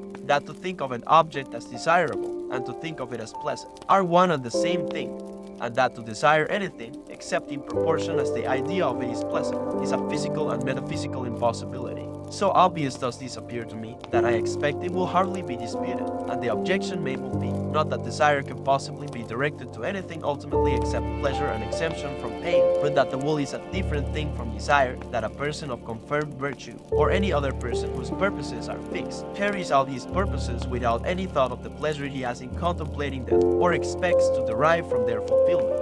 and persists in acting on them, even though these pleasures are much diminished by changes in his character or decay of his passive sensibilities, or are outweighed by the pains which the pursuit of the purposes may bring upon him. All this I fully admit, and have stated it elsewhere as positively and emphatically as any one. Will, the active phenomenon, is a different thing from desire, the state of passive sensibility, and though originally an offshoot from it, may in time take root and detach itself from the parent stock, so much so that in the case of an habitual purpose, instead of willing the thing because we desire it, we often desire it only because we will it. This, however, is but an instance of that familiar fact, the power of habit, and is nowise confined to the case of virtuous actions. Many indifferent things, which men originally did from a motive of some sort, they continue to do from habit. Sometimes this is done unconsciously, the consciousness coming only after the action, at other times with conscious volition. But volition which has become habitual, and is put into operation by the force of habit, in opposition perhaps to the deliberate preference, as often happens with those who have contracted habits of vicious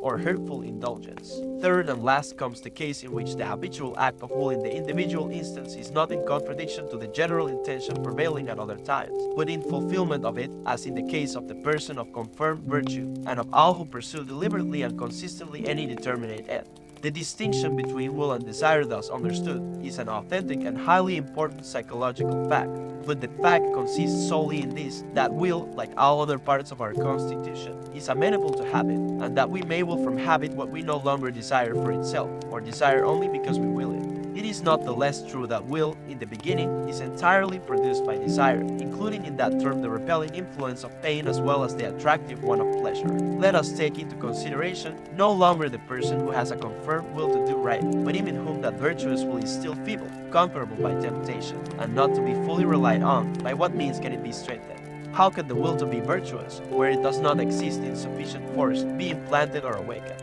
Only by making the person desire virtue, by making him think of it in a pleasurable light, or of its absence in a painful one. It is by associating the doing right with pleasure, or the doing wrong with pain, or by eliciting and impressing and bringing home to the person's experience the pleasure naturally involved in the one or the pain in the other, that it is possible to call forth that will to be virtuous, which, when confirmed, acts without any thought of either pleasure or pain. Will is the child of desire, and passes out of the dominion of its parent only to come under that of habit. That which is the result of habit affords no presumption of being intrinsically good, and there would be no reason for wishing that the purpose of virtue should become independent of pleasure. And pain, were it not that the influence of the pleasurable and painful associations which prompt to virtue is not sufficiently to be depended on for unerring constancy of action until it has acquired the support of habit. Both in feeling and in conduct, habit is the only thing which imparts certainty, and it is because of the importance to others of being able to rely absolutely on one's feelings and conduct, and to oneself of being able to rely on one's own, that the will to do right ought to be cultivated into this habitual independence. In other words,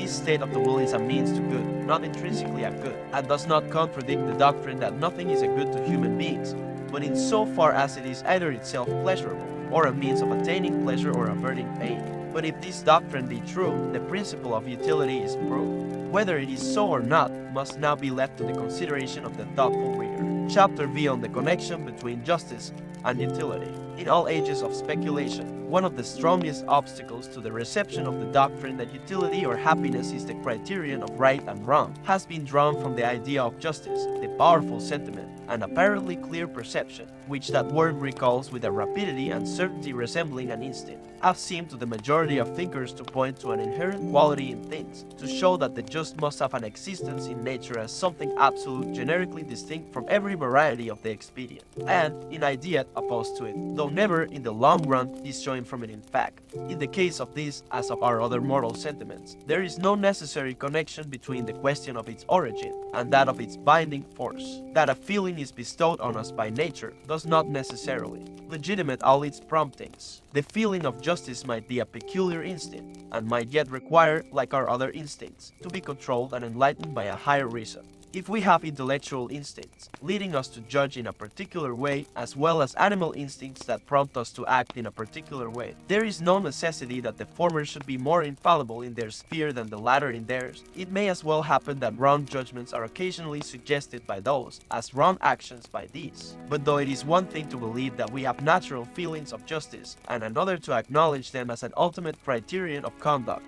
these two opinions are very closely connected in point of fact. Mankind are always predisposed to believe that any subjective feeling, not otherwise accounted for, is a revelation of some objective reality. Our present object is to determine whether the reality, to which the feeling of justice corresponds, is one which needs any such special revelation. Whether the justice or injustice of an action is a thing intrinsically peculiar and distinct from all its other qualities, or only a combination of certain of those qualities, presented under a peculiar aspect. For the purpose of this inquiry, it is practically important to consider whether the feeling itself of justice and injustice is sui generis like our sensations of color and taste, or a derivative feeling formed by a combination of others, and this it is the more essential to examine, as people are in general willing enough to allow that objectively the dictates of justice coincide with a part of the field of general expediency, but inasmuch as the subjective mental feeling of justice is different from that which commonly attaches to simple expediency, and, except in extreme cases of the latter, is far more imperative in its demands, people find it difficult to see injustice only a particular kind or branch of general utility, and think that its superior binding force requires a totally different origin. To throw light upon this question, it is necessary to attempt to ascertain what is the distinguishing character of justice or of injustice, what is the quality, or whether there is any quality, attributed in common to all modes of conduct designated as unjust, and distinguishing them from such modes of conduct as are disapproved, but without having that particular epithet of disapprobation applied to them. If, in everything which men are accustomed to characterize as just or unjust, some uncommon attribute or collection of attributes is always present, we may judge whether this particular attribute or combination of attributes will be capable of gathering round it a sentiment of that peculiar character and intensity by virtue of the general laws of our emotional constitution, or whether the sentiment is inexplicable and requires to be regarded as a special provision of nature. If we find the former to be the case, we shall, in resolving this question, have resolved also the main problem. In the latter, we shall have to seek for some other mode of investigating. To find the common attributes of a variety of objects, it is necessary to begin by surveying the objects themselves in the concrete. Let us therefore advert successively to the various modes of action and arrangements of human affairs, which are classed by universal or widely spread opinion as just or as unjust. The things well known to excite the sentiments associated with those names are of a very multifarious character. I shall pass them rapidly in review without studying any particular arrangement. In the first place, it is mostly considered unjust to deprive anyone of his personal liberty, his property, or any other thing which belongs to him by law. Here, therefore, is one instance of the application of the terms just and unjust in a perfectly definite sense, namely, that it is just to respect, unjust to violate, the legal rights of anyone. But this judgment admits of several exceptions, arising from the other forms in which the notions of justice and injustice present themselves. For example, the person who suffers the deprivation may have forfeited the rights which he is so deprived of, a case to which we shall return presently. But also, secondly, the legal rights of which he is deprived may be rights which ought not to have belonged to him. In other words, the law which confers on him these rights may be a bad law. When it is so, or when it is supposed to be so, opinions will differ as to the justice or injustice of infringing it. Some maintain that no law, however bad, ought to be disobeyed by an individual citizen. That his opposition to it, if shown at all, should only be shown in endeavoring to get it altered by competent authority. This opinion is defended by those who hold it on grounds of expediency, principally on that of the importance, to the common interest of mankind, of maintaining inviolate the sentiment of submission to law. Other persons, again, hold the directly contrary opinion that any law judged to be bad may blamelessly be disobeyed, even though it be not judged to be unjust, but only inexpedient, while others would confine the license of disobedience to the case of unjust laws. But again, some say that all laws which are inexpedient are unjust, since every law imposes some restriction on the natural liberty of mankind, which restriction is an injustice, unless legitimated by tending to their good. Among these diversities of opinion, it seems to be universally admitted that there may be unjust laws, and that law, consequently, is not the ultimate criterion of justice, but may give to one person a benefit or impose on another an evil, which justice condemns. When, however, a law is thought to be unjust, it seems always to be regarded as being so in the same way in which a breach of law is unjust, namely, by infringing somebody's right, which, as it cannot in this case be a legal right, receives a different appellation, and is called a moral right. We may say, therefore, that a second case of injustice consists in taking or withholding from any person that to which he has a moral right. Thirdly, it is universally considered just that each person should obtain that which he deserves, and unjust that he should obtain a good or be made to undergo an evil which he does not deserve. This is, perhaps, the clearest and most emphatic form in which the idea of justice is conceived by the general mind. As it involves the notion of desert, the question arises, what constitutes desert? Speaking in a general way, a person is understood to deserve good if he does right, evil if he does wrong, and in a more particular sense, to deserve good from those to whom he does or has done good, and evil from those to whom he does or has done evil. The precept of returning good for evil has never been regarded as a case of the fulfillment of justice, but as one in which the claims of justice are weighed in obedience to other considerations. Fourthly, it is confessedly unjust to break faith with anyone, to violate an engagement, either express or implied, or disappoint expectations raised by our own conduct, at least if we have raised those expectations knowingly and voluntarily. Like the other obligations of justice already spoken of, this one is not regarded as absolute, but as capable of being overruled by a stronger obligation of justice on the other side, or by such conduct on the part of the person concerned as is deemed to absolve us from our obligation to him, and to constitute a forfeiture of the benefit which he has been led to expect. Fifthly, it is, by universal admission, inconsistent with justice to be partial, to show favor or preference to one person over another in matters to which favor and preference do not properly apply. Impartiality, however, does not seem to be regarded as a duty in itself, but rather as instrumental to some other duty, for it is admitted that favor and preference are not always censurable, and indeed the cases in which they are condemned are rather the exception than the rule. A person would be more likely to be blamed than applauded for giving his family or friends no superiority in good offices over strangers, when he could do so without violating any other duty, and no one thinks it unjust to seek one person in preference to another as a friend, connection, or companion. Impartiality where rights are concerned is of course obligatory, but this is involved in the more general obligation of giving to everyone his right. A tribunal, for example, must be impartial, because it is bound to award, without regard to any other consideration, a disputed object to the one of two parties who has the right to it.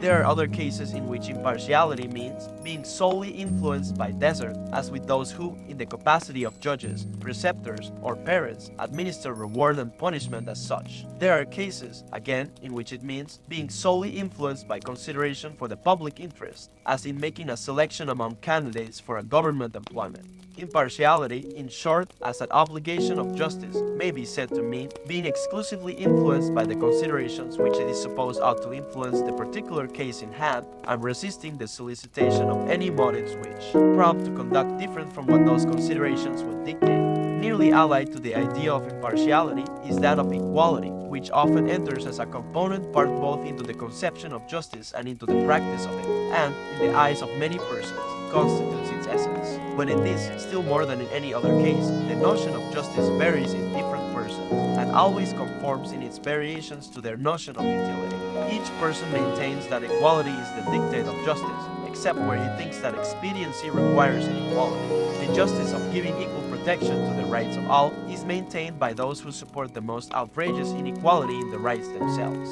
Even in slave countries, it is theoretically admitted that the rights of the slave, such as they are, ought to be as sacred as those of the master, and that a tribunal which fails to enforce them with equal strictness is wanting in justice, while, at the same time, institutions which leave to the slave scarcely any rights to enforce are not deemed unjust because they are not deemed inexpedient. Those who think that utility requires distinctions of rank do not consider it unjust that riches and social privileges should be unequally dispensed, but those who think this inequality inexpedient think it unjust also. Whoever thinks that government is necessary sees no injustice in as much inequality as is constituted by giving to the magistrate powers not granted to other people. Even among those who hold leveling doctrines, there are as many questions of justice as there are differences of opinion about expediency. Some communists consider it unjust that the produce of the labor of the community should be shared on any other principle than that of exact equality. Others think it just that those should receive most whose needs are greatest, while others hold that those who work harder or who produce more or whose services are more valuable to the community may justly claim a larger quota in the division of the products. And the sense of natural justice may be plausibly appealed to in behalf of every one of these opinions. Among so many diverse applications of the term justice, which yet is not regarded as ambiguous, it is a matter of some difficulty to seize the mental link which holds them together and on which the moral sentiment adhering to the term essentially depends. Perhaps, in this embarrassment, some help may be derived from the history of the word as indicated by its etymology.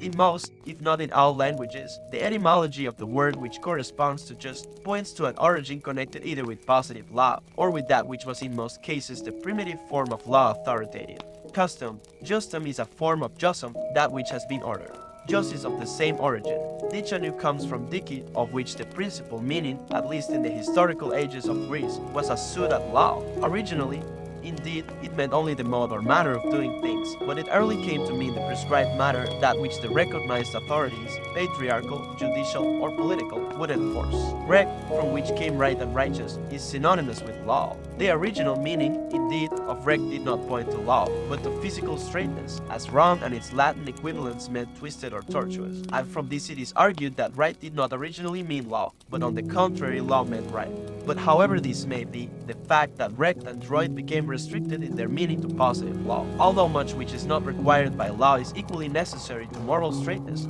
or rectitude, is as significant of the original character of moral ideas as if the derivation had been the reverse way. The courts of justice, the administration of justice, are the courts and the administration of law, but justice, in French, is the established term for judicature. There can, I think, be no doubt that the idimir, the primitive element, in the formation of the notion of justice, was conformity to law. It constituted the entire idea among the Hebrews, up to the birth of Christianity, as might be expected in the case of a people whose laws attempted to embrace all subjects on which precepts were required, and who believed those laws to be a direct emanation from the Supreme Being. But other nations, and in particular the Greeks and Romans, who knew that their laws had been made originally, and still continued to be made, by men, were not afraid to admit that those men might make bad laws, might do, by law, the same things, and from the same motives, which, if done by individuals without the sanction of law, would be called unjust. and hence the sentiment of injustice came to be attached, not to all violations of law, but only to violations of such laws as ought to exist, including such as ought to exist,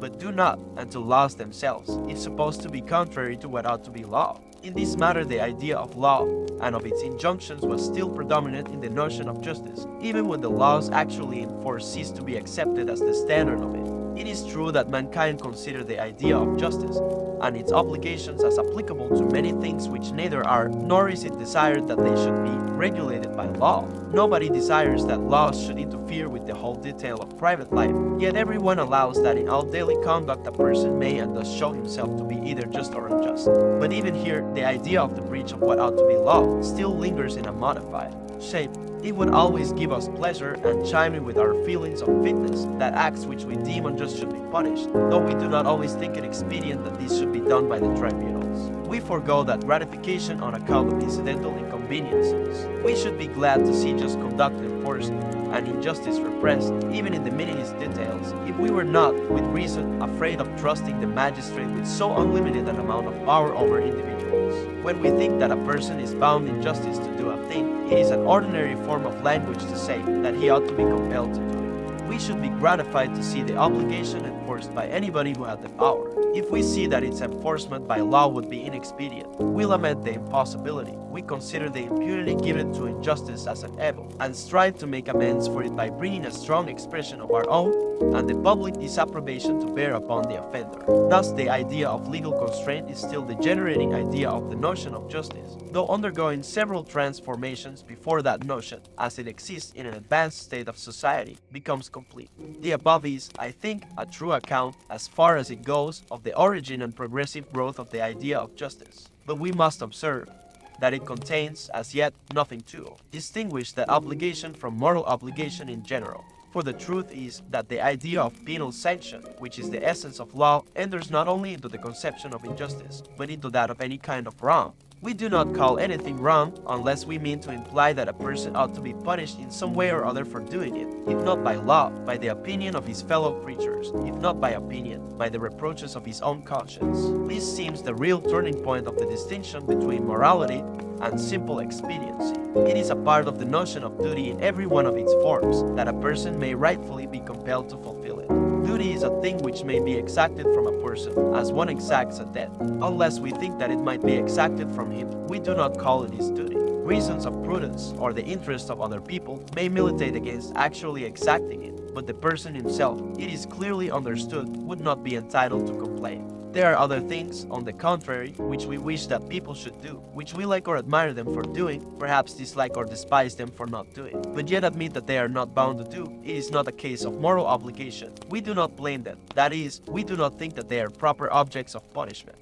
How we come by these ideas of deserving and not deserving punishment will appear, perhaps, in the sequel, but I think there is no doubt that this distinction lies at the bottom of the notions of right and wrong, that we call any conduct wrong or employ instead some other term of dislike or disparagement, according as we think that the person ought or ought not to be punished for it, and we say that it would be right to do so and so, or merely that it would be desirable or laudable, according as we would wish to see the person whom it concerns compelled or only persuaded and exhorted to act in that manner. This, therefore, being the characteristic difference which marks off, not justice, but morality in general, from the remaining provinces of expediency and worthiness, the character is still to be sought which distinguishes justice from other branches of morality. Now it is known that ethical writers divide moral duties into two classes, denoted by the ill-chosen expressions, duties of perfect and of imperfect obligation, the latter being those in which, though the act is obligatory, the particular occasions of performing it are left to our choice, as in the case of charity or beneficence, which we are indeed bound to practice, but not towards any definite person, nor at any prescribed time.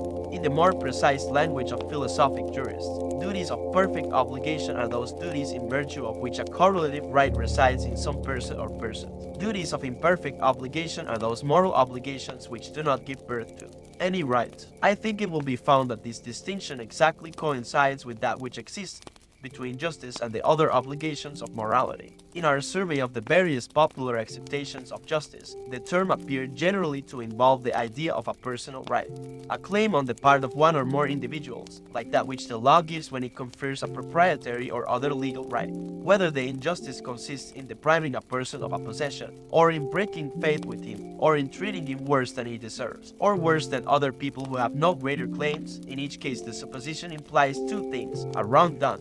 and some assignable person who is wrong. Injustice may also be done by treating a person better than others, but the wrong in this case is to his competitors, who are also assignable persons. It seems to me that this feature in the case, a right in some person, correlated to the moral obligation, constitutes the specific difference between justice and generosity or beneficence. Justice implies something which it is not only right to do, and wrong not to do, but which some individual person can claim from us as his moral right. No one has a moral right to our generosity or beneficence, because we are not morally bound to practice those virtues towards any given individual. And it will be found, with respect to this as with respect to every correct definition, that the instances which seem to conflict with it are those which most confirm it. For if a moralist attempts, as some have done, to make out that mankind generally, though not any given individual, have a right to all the good we can do them, he at once, by that thesis, includes generosity and beneficence within the category of justice. He is obliged to say that our utmost exertions are due to our fellow creatures, thus assimilating them to a debt, or that nothing less can be a sufficient return for what society does for us, thus classing the case as one of gratitude,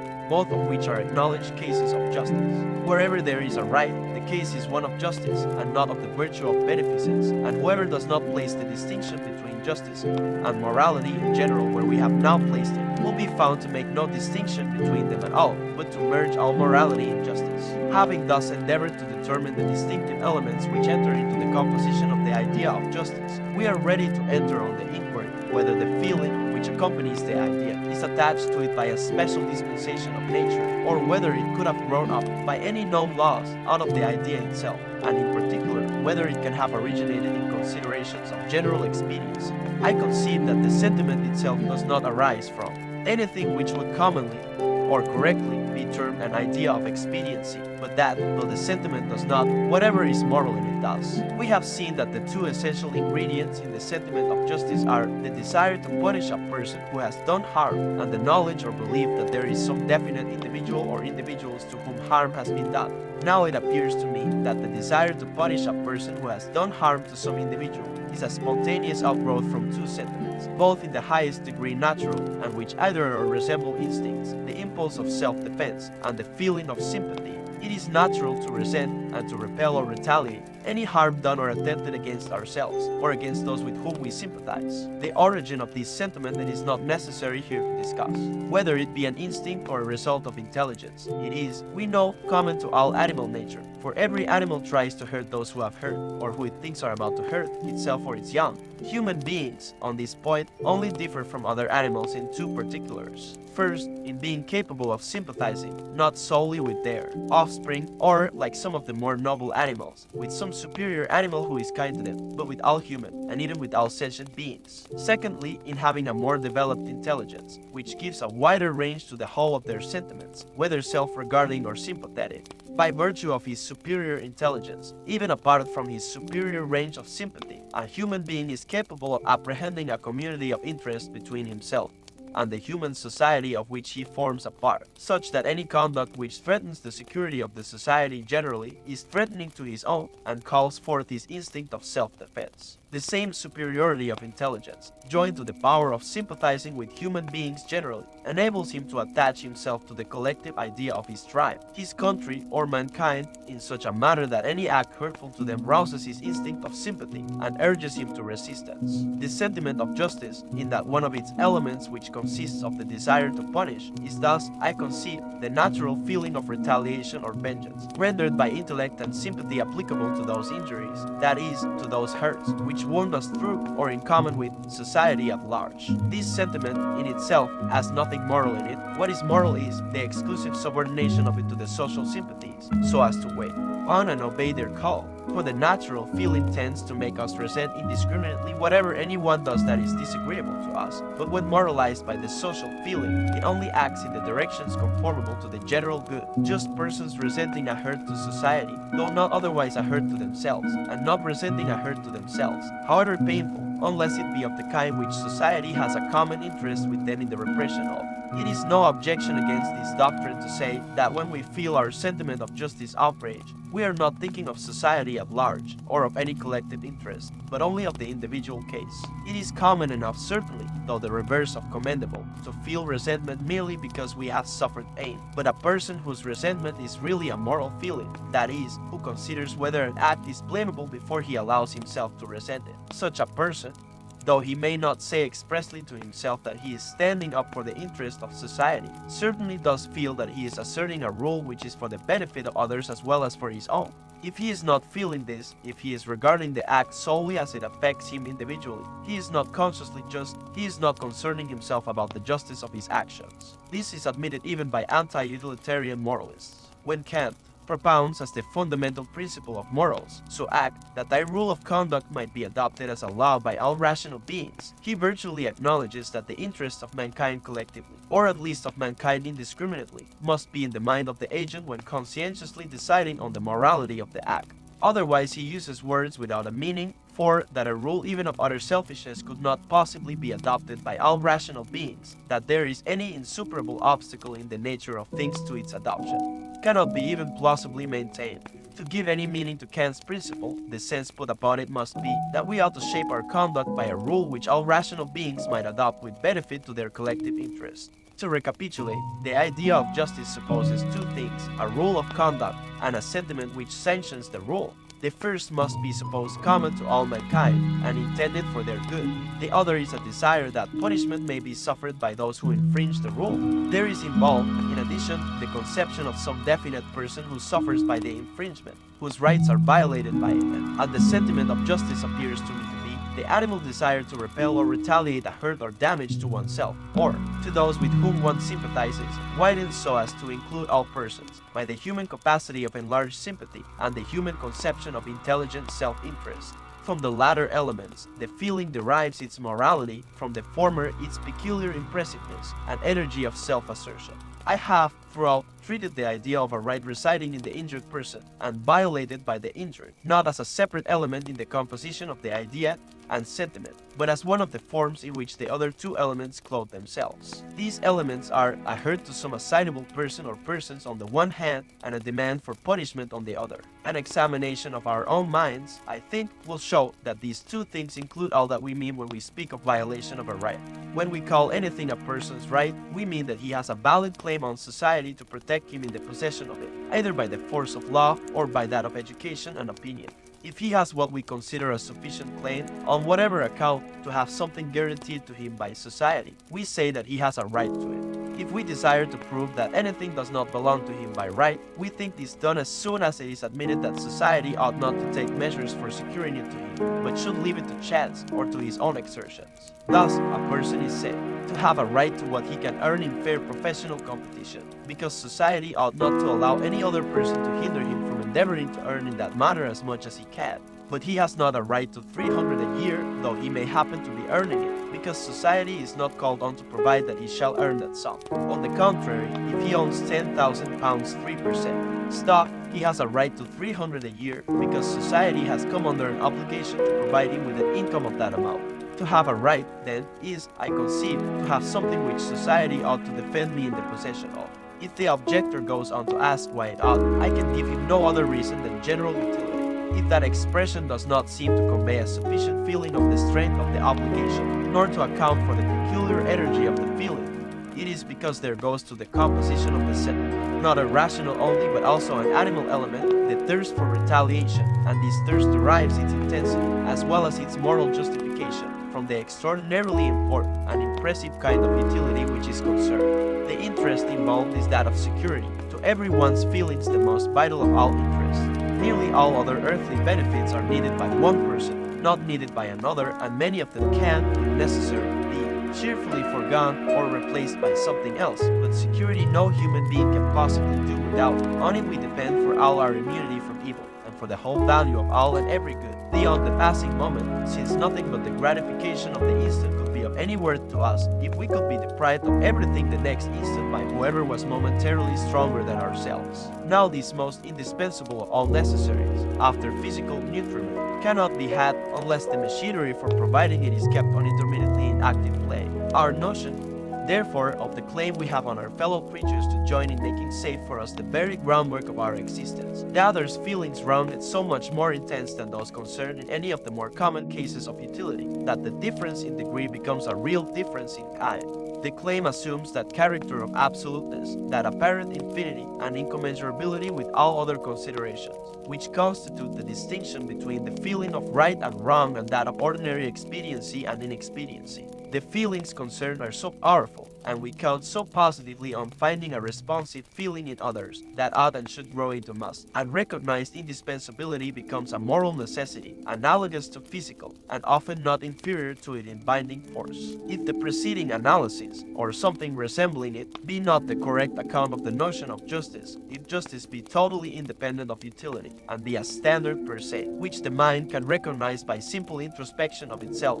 it is hard to understand why that internal oracle is so ambiguous, and why so many things appear either just or unjust according to the light in which they are regarded. We are continually informed that utility is an uncertain standard, which every different person interprets differently, and that there is no safety but in the immutable, ineffaceable, and unmistakable dictates of justice, which carry their evidence in themselves, and are independent of the fluctuations of opinion. One would suppose from this that on questions of justice there could be no controversy, that if we take that for our rule, its application to any given case could leave us in as little doubt as a mathematical demonstration. So far is this from being the fact that there is as much difference of opinion and as fierce discussion about what is just as about what is useful to society. Not only have different nations and individuals different notions of justice, but in the mind of one and the same individual, justice is not some rule, principle, or maxim, but many which do not always coincide in their dictates, and in choosing between which he is guided either by some extraneous standard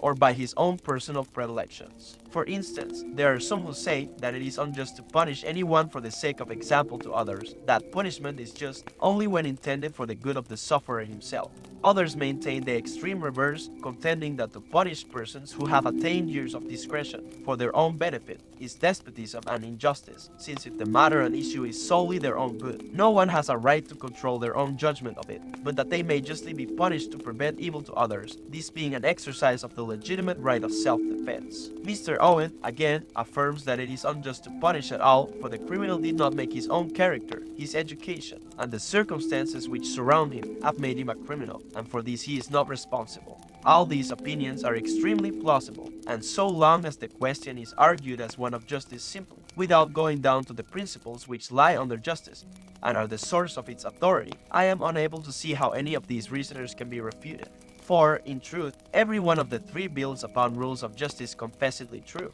The first appeals to the acknowledged injustice of singling out an individual and making him a sacrifice, without his consent, for other people's benefit. The second relies on the acknowledged justice of self-defense, and the admitted injustice of forcing one person to conform to another's notions of what constitutes his. Third, the Owenite invokes the admitted principle that it is unjust to punish anyone for what he cannot help. Each is triumphant so long as he is not compelled to take into consideration any other maxims of justice than the one he has selected. When as soon as their several maxims are brought face to face, each dispute seems to have exactly as much to say for himself as the others. No one of them can carry out his own notion of justice without trampling upon another equally binding. These are difficulties, they have always been felt to be such, and many devices have been invented to turn rather than to overcome them. As a refuge from the last of the three, men imagined what they called the freedom of the will, fancying that they could not justify punishing a man whose will is in a thoroughly hateful state, unless it be supposed to have come into that state through no influence of anterior circumstances.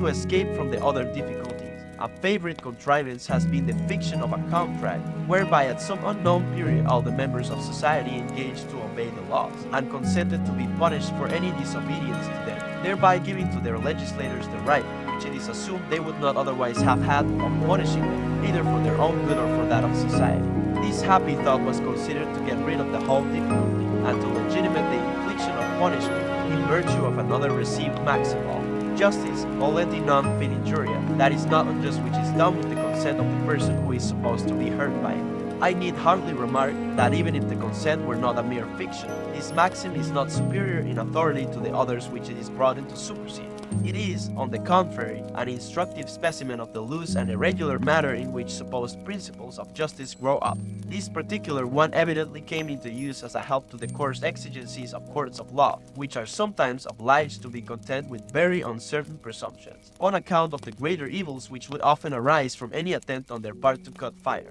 But even courts of law are not able to adhere consistently to the maxim, for they allow voluntary engagements to be set aside on the ground of fraud, and sometimes on that of mere mistake or misinformation. Again, when the legitimacy of inflicting punishment is admitted, how many conflicting conceptions of justice come to light in discussing the proper apportionment of punishment to offenses. No rule on this subject recommends itself so strongly to the primitive and spontaneous sentiment of justice as the lex talionis, an eye for an eye and a tooth for a tooth. Though this principle of the Jewish and of the Mahometan law has been generally abandoned in Europe as a practical maxim, there is, I suspect, in most minds, a secret hankering after it, and when retribution accidentally falls on an offender in that precise shape, the general feeling of satisfaction evinced bears witness how natural is the sentiment to which this repayment in kind is acceptable. With many, the test of justice in penal infliction is that the punishment should be proportioned to the offense, meaning that it should be exactly measured by the moral guilt of the culprit. The consideration, what amount of punishment is necessary to deter from the offense, having nothing to do with the question of justice. In their estimation, while there are others to whom that consideration is all in all, who maintain that it is not just, at least for man, to inflict on a fellow creature, whatever may be his offenses, any amount of suffering beyond the least that will suffice to prevent him from repeating, and others from imitating, his misconduct.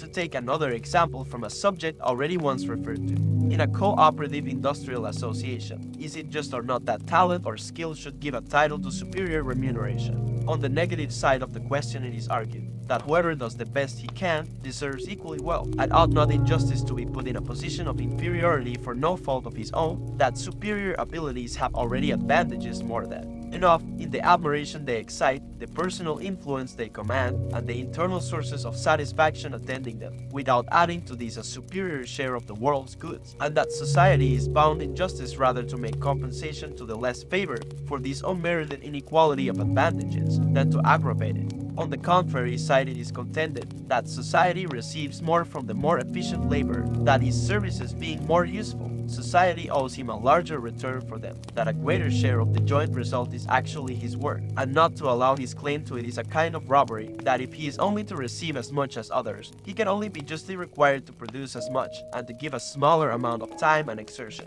proportioned to his superior efficiency. Who shall decide between these appeals to conflicting principles of justice? Justice has in this case two sides to it, which it is impossible to bring into harmony, and the two disputants have chosen opposite sides. The one looks to what it is just that the individual should receive, the other to what it is just that the community should give. Each, from his own point of view, is unanswerable, and any choice between them, on grounds of justice, must be perfectly arbitrary. Social utility alone can decide the preference. How many, again,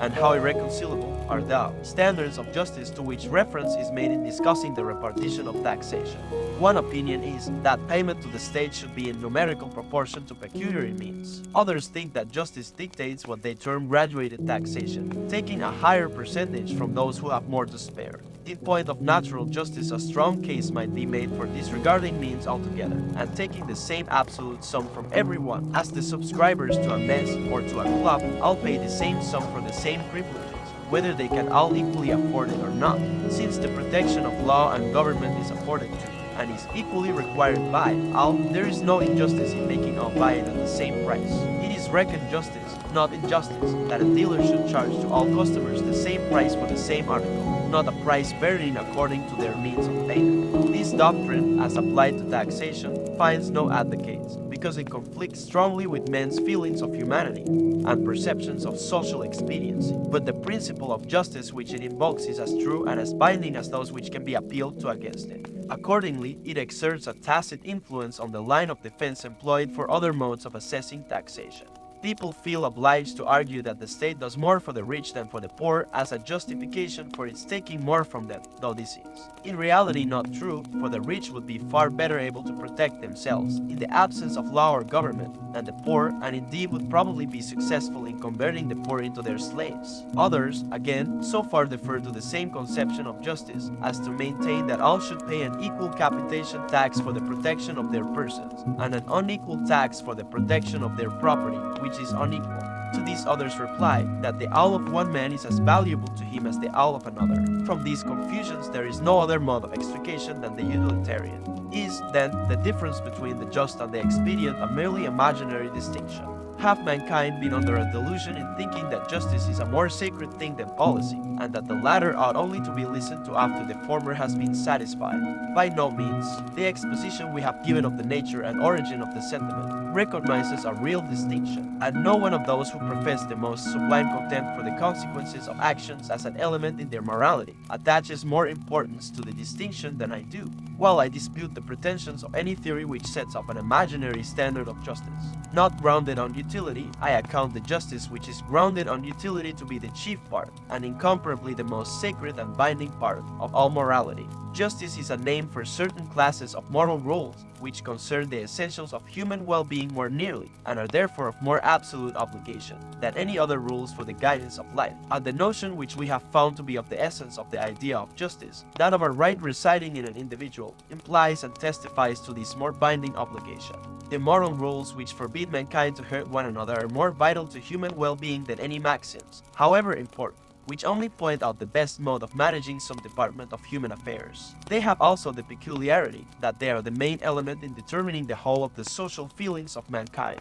It is their observance which alone preserves peace among human beings. If obedience to them were not the rule, and disobedience the exception, everyone would see in everyone else a probable enemy against whom he must be perpetually guarding himself. What is hardly less important, these are the precepts which mankind have the strongest and the most direct inducements for impressing upon one another. By merely giving to each other prudential instruction or exhortation, they may gain, or think they gain, nothing in inculcating on each other the duty of positive beneficence. They have an unmistakable interest. With far less in degree, a person may possibly not need the benefits of others, but he always needs that they should not do him hurt. Thus, the moralities which protect every individual from being harmed by others, either directly or by being hindered in his freedom of pursuing his own good, are at once those which he himself has most at heart, and those which he has the strongest interest in publishing and enforcing by word and deed. It is by a person's observance of these that his fitness to exist as one of the fellowship of human beings is tested and decided,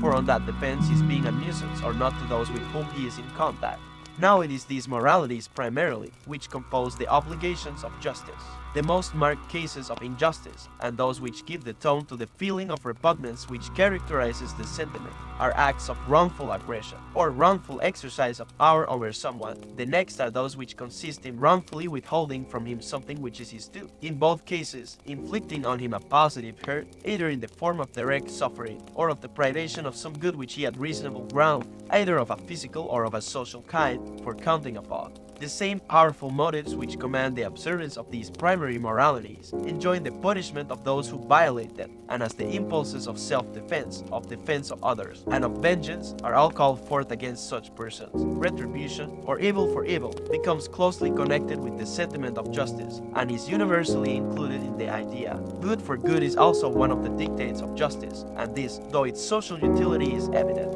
and though it carries with it a natural human feeling, has not at first sight that obvious connection with hurt or injury, which, existing in the most elementary cases of just and unjust, is the source of the characteristic intensity of the sentiment. But the connection, though less obvious, is not less real. He who accepts benefits and denies a return of them when needed inflicts a real hurt by disappointing one of the most natural and reasonable of expectations, and one which he must at least tacitly have encouraged, otherwise the benefits would seldom have been conferred. The important rank among human evils and wrongs of the disappointment of expectation is shown in the fact that it constitutes the principal criminality of two such highly immoral acts as a breach of friendship and a breach of promise. Few hurts which human beings can sustain are greater, and none wound more than when that on which they habitually and with full assurance rely fails them in the hour of need, and few wrongs are greater than this mere withholding of good. None excite more resentment, either in the person suffering or in a sympathizing spectator. The principle, therefore, of giving to each what they deserve, that is, good for good as well as evil for evil, is not only included within the idea of justice as we have defined it, but is a proper object of that intensity of sentiment which places the just in human estimation above the simply expedient. Most of the maxims of justice current in the world, and commonly appealed to in its transactions, are simply instrumental to carrying into effect the principles of justice which we have now spoken of, that a person is only responsible for what he has done voluntarily or could voluntarily have avoided, that it is unjust to condemn any person unheard, that the punishment ought to be proportioned to the offense, and the like, are maxims intended to prevent the just principle of evil for evil from being perverted to the infliction of evil without that justification. The greater part of these common maxims have come into use from the practice of courts of justice, which have been naturally led to a more complete recognition and elaboration than was likely to suggest itself to others, of the rules necessary to enable them to fulfill their double function of inflicting punishment when due, and of awarding to each person his right. That first of judicial virtues, impartiality, is an obligation of justice, partly for the reason last mentioned, as being a necessary condition of the fulfillment of the other obligations of justice. But this is not the only source of the exalted rank among human obligations of those maxims of equality and impartiality,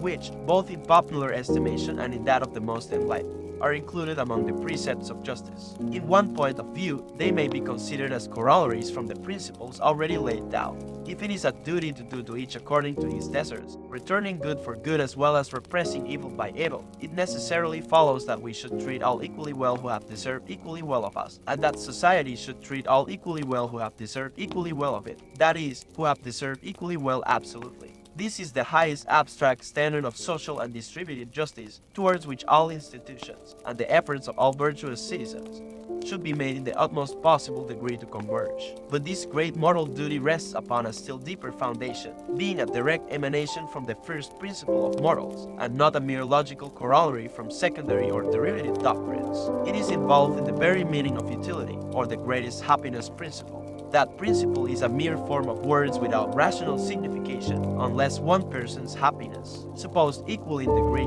is counted for exactly as much as another's. Those conditions being supplied, Bentham's dictum, everybody to count for one, nobody for more than one, might be written under the principle of utility as an explanatory commentary. The equal claim of everybody to happiness in the estimation of the moralist and the legislator involves an equal claim to all the means of happiness, except in so far as the inevitable conditions of human life and the general interest in which that of every individual is included set limits to the maxim, and those limits ought to be strictly construed. As every other maxim of justice, so this is by no means applied or held applicable universally. On the contrary, as I have already remarked, it bends to every person's ideas of social expediency. But in whatever case it is deemed applicable at all, it is held to be the dictate of justice. All persons are deemed to have a right to equality of treatment, except when some recognized social expediency requires the reverse. And hence all social inequalities which have ceased to be considered expedient assume the character not of simple inexpediency, but of injustice, and appear so tyrannical that people are apt to wonder how they ever could have been tolerated,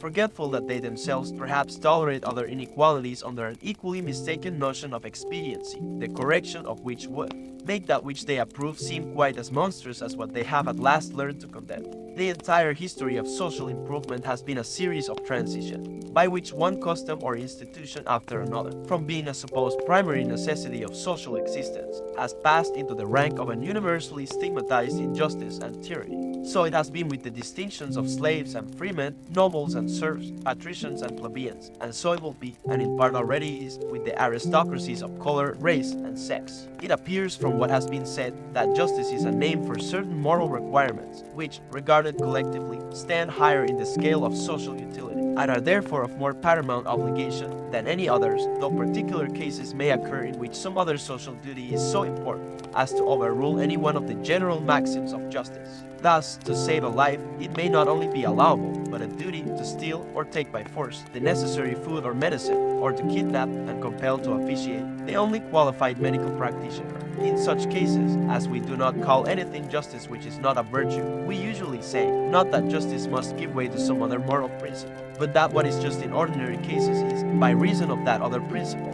not just in the particular case. By this useful accommodation of language, the character of indefeasibility attributed to justice is kept up, and we are saved from the necessity of maintaining that there can be laudable injustice. The considerations which have now been at this result, I conceive, the only real difficulty in the utilitarian theory of morals. It has always been evident that all cases of justice are also cases of expediency. The difference is in the peculiar sentiment which attaches to the former as contradistinguished from the latter. If this characteristic sentiment has been sufficiently accounted for, if there is no necessity to assume for it any peculiarity of origin, if it is simply the natural feeling of resentment, moralized by being made coextensive with the demands of social good, and if this feeling not only does but ought to exist in all the classes of cases to which the idea of justice corresponds, that idea no longer presents itself as a stumbling block to the utilitarian ethics. Justice remains the appropriate name for certain social utilities which are vastly more important, and therefore more absolute and imperative,